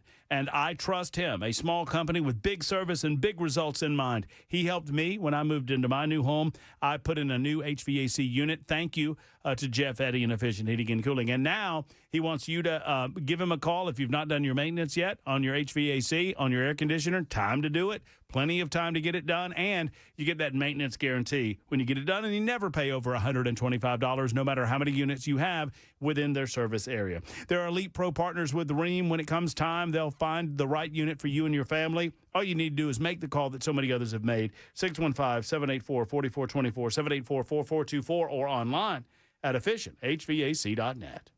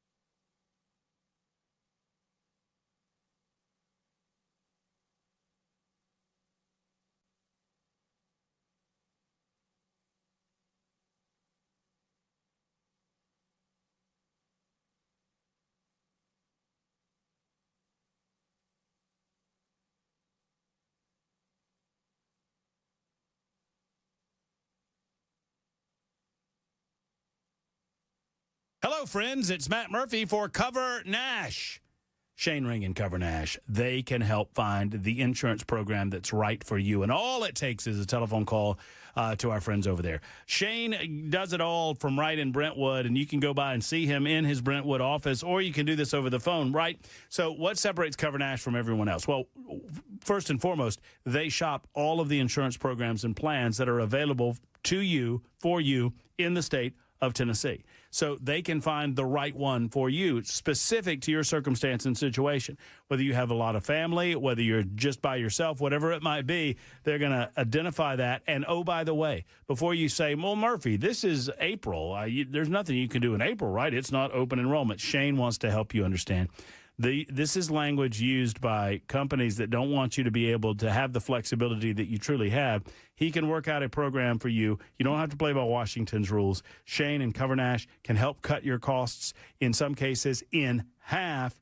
If you're self-employed, uninsured, or just tired of paying too much, call 465-0023. 465-0023 or online at coverdash.com.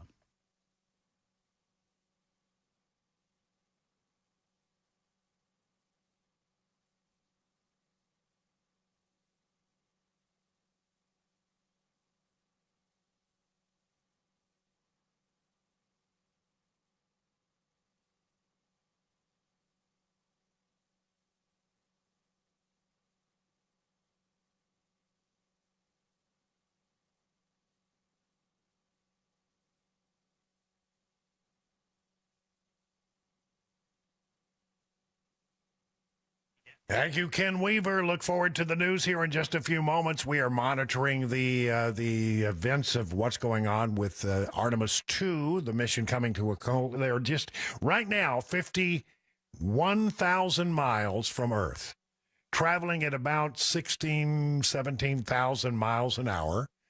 They are 41 minutes and 25 seconds as on the clock that I'm looking at from touchdown, from splashdown in the Pacific Ocean. The USS John Murtha, a helicopter carrier, has been tasked with the responsibility of recovering the aircraft when it splashes down in the Pacific Ocean, not far from the coastline. And things seem to be going well. We're about to enter in a few moments. I mean, I'm telling you, you're doing 16,000 miles an hour, and you're still 51,000 miles. And when you look at the picture out the window, it appears that the Earth is getting bigger and bigger and bigger, and it's happening so fast. They'll go from Mach 32 or Mach 33, some will say, right up to around 20 miles an hour. During a very short window, as the gravity brings the capsule back to Earth and the atmosphere slows it down.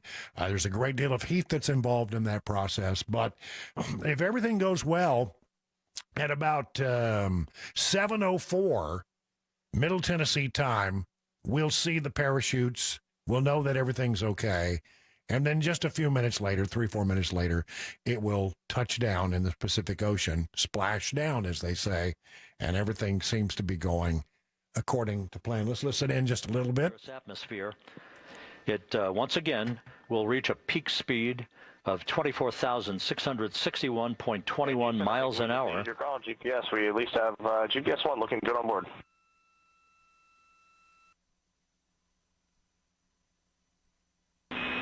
We are confirming.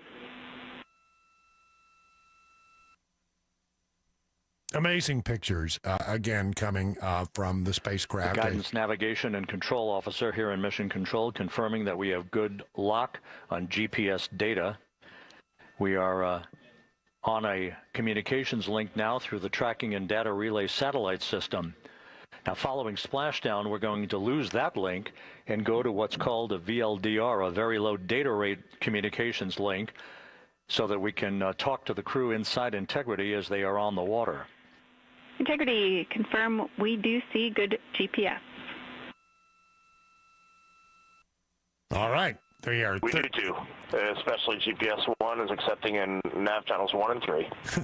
A lot of science to this science. 38 minutes and 50 seconds away. GPS data is basically telling Integrity's onboard computers its position relative to the Earth, but its trajectory and its orientation according to flight dynamics, and the Guidance Navigation and Control Officer is spot on.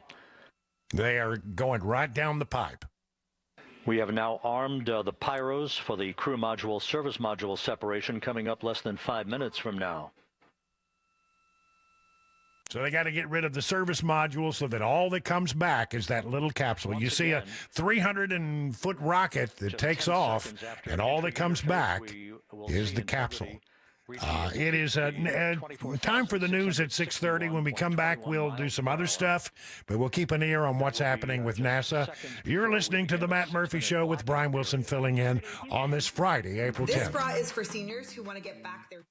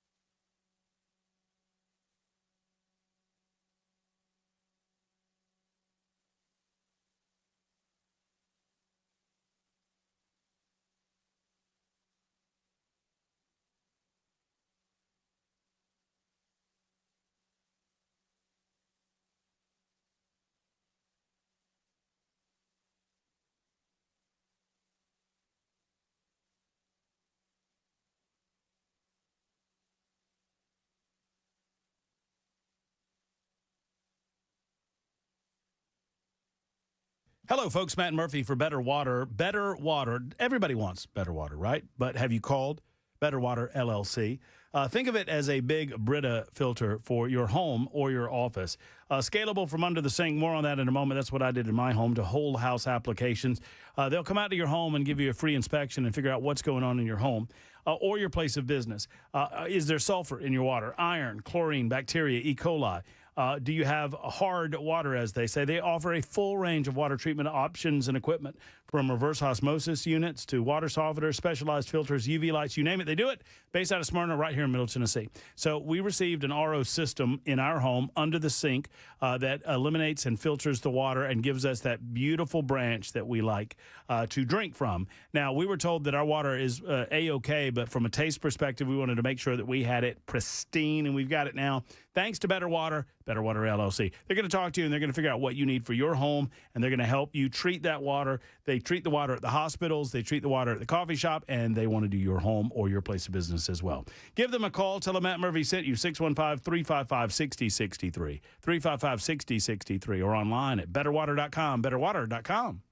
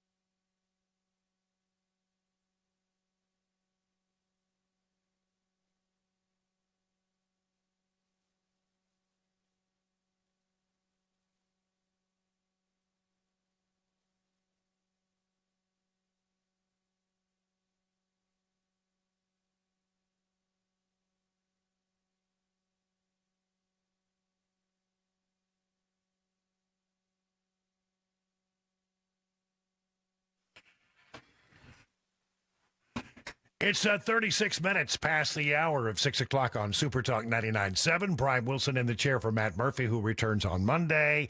Just a few minutes left in the program, and we are watching very carefully the events of what's happening with in Houston and in the Pacific Ocean as they prepare for the landing of the Orion spacecraft.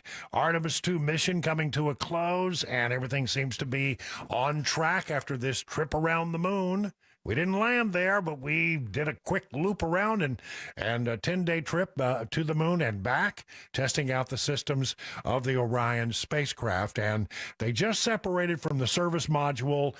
They're getting ready to reorient the spacecraft so it's at the right attitude as it goes right down the pipe, this little 2-degree window that they have to shoot the gap of that 2 degrees. They can't be high, they can't be low, but in the last word we got was they're looking exactly on target to go right down the center of that corridor, which is truly amazing when you consider that they have flown, will have flown before they come back, 694,000 miles.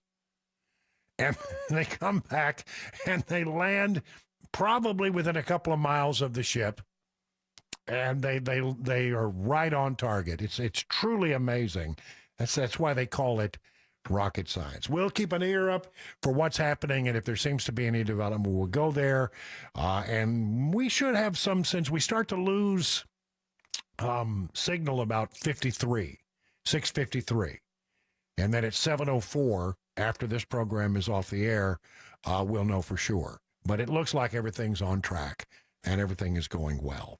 I want to talk a little bit about some numbers about where Trump is in the state of Tennessee. Story in the Tennessean goes through, and here's the headline. Trump approval ratings hit new low. How does Tennessee feel? Well, it is true that the national ratings, if you look at the different surveys out there, he is losing some support. That happens when you get into a wartime situation. There are going to be some people who don't like it. There are always going to be about half of America who doesn't like Donald Trump anyway. But the question is, how's he doing here in the state of Tennessee?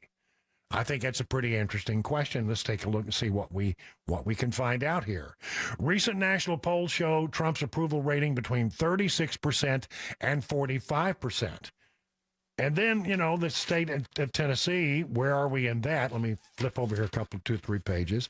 There's a civics poll, CIVIQS, civics. And they have, here's the numbers in Tennessee from civics. Trump could be losing his footing. Okay. This is really a stretch. Losing his approval rating, his overall net approval, the difference between approval and disapproval is 10% in early April. In mid-March, it was 11. It's not much of a change, really. Most recently, that could be within the margin of error. Most recently, 52% of Tennessee residents approve of his performance, 42% disapprove, and 6 are neutral, don't care one way or the other. So really, you're talking about, that's not too far off of where we are when you divide Democrats and Republicans in this state. Trump's net approval in Tennessee began at 26% when he took office and declined to 11% by late 2025, where it has remained. During his first term, he started with a 17% net rating, ended with 11%. Okay, here's where we are, and who are the people who like Trump, and who are the people in Tennessee who don't like Trump? Fair question. Apparently, the people who like Donald Trump the least are adults between the ages of 18 and 34. They have the highest unfavorable views of Trump at 56%, which means 44% view him favorably, 56% unfavorably. But when you get a little older, you find that there is a more favorable view of Donald Trump. Those 65 and older were the most favorable. 65% are in favor of the president's activities, have a favorable opinion of the president at 65% in Tennessee. If you're between the ages of 50 and 64, it's at 64%. So there are people out there, and it seems to be mostly young people who hold this unfavorable view of Trump, but the vast majority of voters in the state of Tennessee still find favor with his performance. Education, approval of Trump's job performance is seen among 50% of college graduates. They like it. 54% of non-college graduates like it. And 52% of postgraduates disapprove. Gender, men like Trump better than women. That's been true for a long time. In Tennessee, 49% of women are disapproving, but 51% are approving. See, I don't know why they always put it in the negative. 61% of men have a positive outlook on the president. Among political parties, well, as you might imagine, Republicans love Trump. 87% say they approve of Trump's performance. 97% of the Democrats disapprove. And among independents, it's a straight-up 50-50. 50% approve, 50% disapprove. But overall, because Republicans outnumber Democrats in the state of Tennessee, you have a lot more Republicans, 87%. So you have about overall 52% of the state's population approving of Donald Trump's performance. Race, let's look at race. Among black voters, 88% of voters disapprove of Trump who are black. Hispanic voters, Latino voters in the state of Tennessee, it's 50-50. Trump has a 61% approval rating among white voters and 54% approval rating among those identified as other. So, it's interesting. The Tennessean, it's interesting how their headline talks about the national numbers, which, Trump does not do well in national polls. But when the headline then says, well, how does Tennessee feel? If you wanted to be honest with people, you just tell them in the headline. He's okay with the people of Tennessee, hasn't dropped dramatically, but he does have problems nationwide in the polling data, if you believe the polling data. Roger Williams is a Republican congressman from, Texas, Republican from Texas, appeared on Newsmax's National Report, and he says that we need to do a better job of explaining what is going on with the big, beautiful bill. And I think this is pretty interesting stuff. Here is Roger Williams, member of Congress, Republican from Texas, saying that he believes we haven't done a great job of selling all of the things that are positive about the big, beautiful bill that passed. Here it is. One more time. I'm sorry, a lot of things happening with my screen today. Here is Roger Williams. Job of explaining the big, beautiful bill to people. I was somewhere yesterday and a waitress didn't know that she could deduct her tips. Mm-hmm. We need to do a better job at explaining and talk about how it actually increases cash flow in America. That's interesting. I thought everybody who worked in the gig economy would have heard by now that they don't have to pay taxes on their tips. How is it that they didn't know? Well, that's because there are people in America like you and me who care a great deal about what goes on in the world. We listen to it very carefully. We watch the news. We listen to find out what's happening. We want to know the very latest.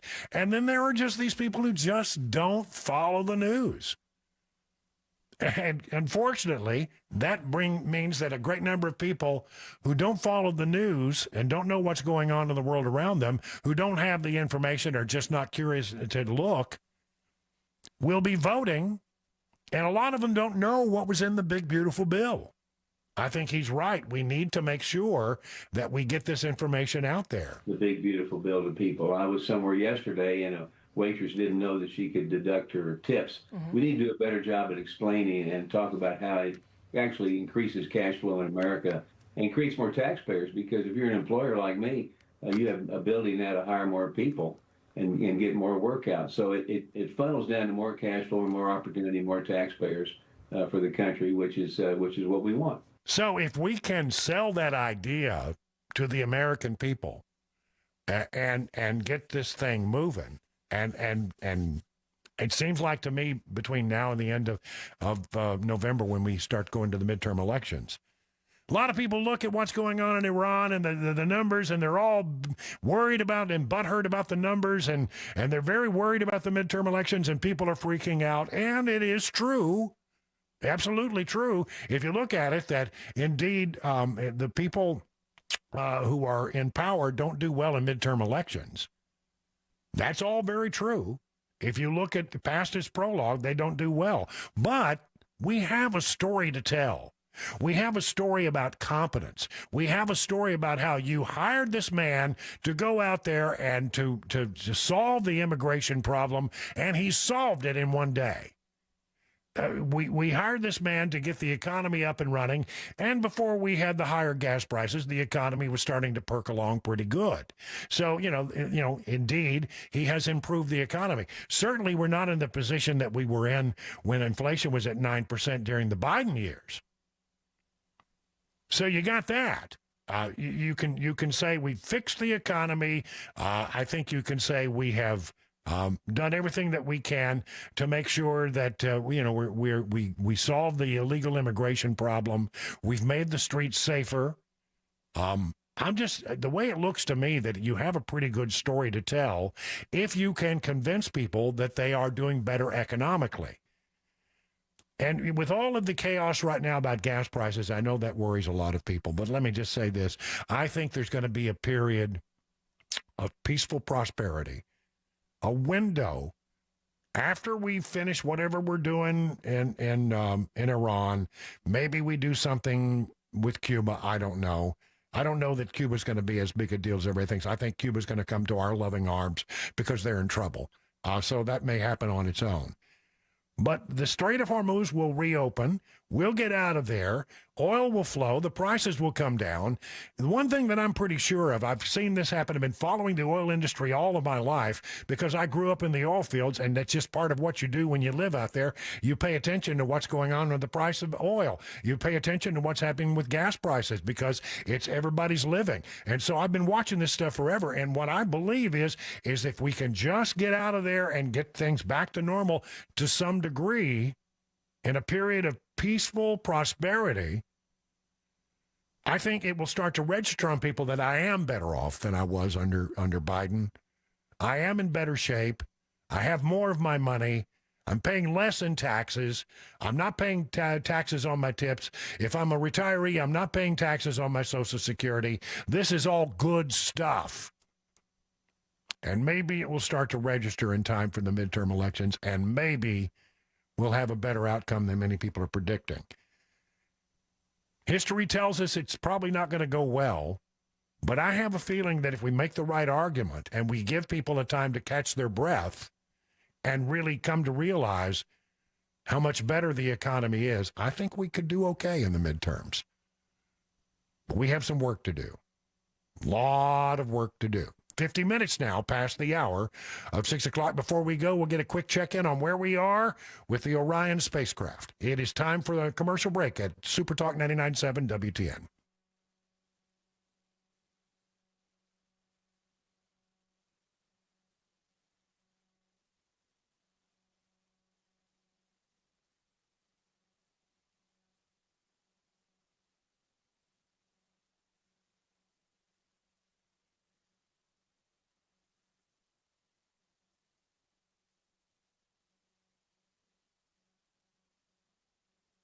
Hello, friends. Matt Murphy for Grace Point Healthcare. Modern medicine delivered the old-fashioned way.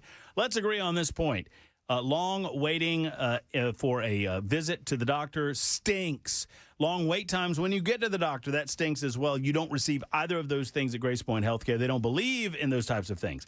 Grace Point Healthcare believes in helping you right now, today or tomorrow. That's oftentimes what they're going to say when you call them and ask for an appointment at Grace Point, even for brand new patients.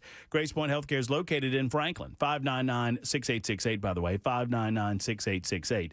We call them modern medicine delivered the old-fashioned way because it's a direct pay primary care physician's practice, meaning you pay Grace Point, and then you can file with your insurance company for reimbursement after the fact. Bottom line is this is the way that it should be because it keeps prices low at the point of payment. Plus, with the basic Smart Care plan, you pay $99 a month and you get unlimited office visits for the entire year. That's the way it ought to be. Grace Point Healthcare, modern medicine delivered the old-fashioned way. Go today in Franklin.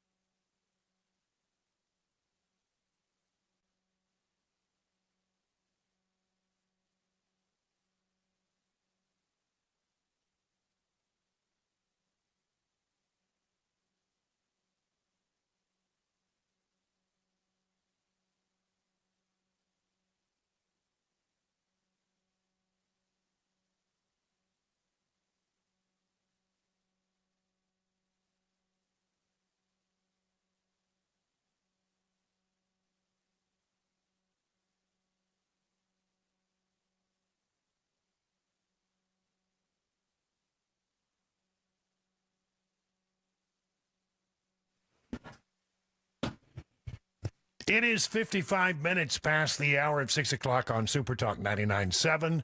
I'm Brian Wilson, your friend and radio buddy, filling in for Matt Murphy for just a few more minutes. He'll be back on Monday. We're watching the arrival of the Orion spacecraft, Artemis 2 mission to circle the moon and return to Earth is coming back. It's been something to sort of watch and very exciting. We are now in that period where they've lost communications. We don't have any communications between 6, 53, 54, and 7 o'clock. So right up to the top of the hour, we're not going to hear anything from them. But we have lost the communication from, and that's expected. You lose it because of the ionization that builds up around the spacecraft as it gets in. But they're coming right down the pipe, right down that little two-degree corridor, and on their way back. And in a few minutes, they will land in the Pacific Ocean. At about 7:04, they'll come out of the communication blackout. You'll be able to see the parachutes and the helicopters will go out and secure the spacecraft and get the 4 astronauts off and back to the USS John Murtha. So things are happening, and from everything we can tell, it is a picture perfect reentry. But it is that sort of nail biting moment where you have to sit and wait on the acquisition of the signals again to the spacecraft, because you lose them during this process. If you've seen the movie Apollo 13, you know that there was a moment where they lost signal as they're coming back to Earth, and the question is, did they hit the corridor correctly? There were so many questions about that one, and for some reason in that particular case, it took a long time to reacquire the communications. It went beyond about 2 minutes beyond what it should have had, and there was real concern.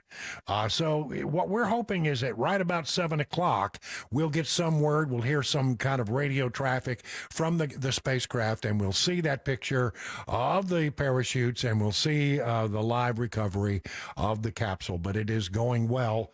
Let's listen in a little bit here to see what they have to say, if anything, as we wait. Very quiet there in Mission Control in Houston. I did not know until today that they give out times, Central Times, because they're based in Houston. So they apparently operate, NASA operates on Central Time once they transfer from the launch pad to Houston. So we're waiting, everything going well. Really quite amazing that what we have done, but there are some concerns about this system. There are concerns about the cost overruns, and some people would say, I have a little concern that we're going back to the moon. The landing and support officer reports that the P3 has acquisition on integrity. That's good. That indicates that some of the telemetry is starting to come through now. 3.5 minutes left in this blackout period. This is a visualization of the plasma buildup around the spacecraft and the repelling of that heat on Integrity's heat shield.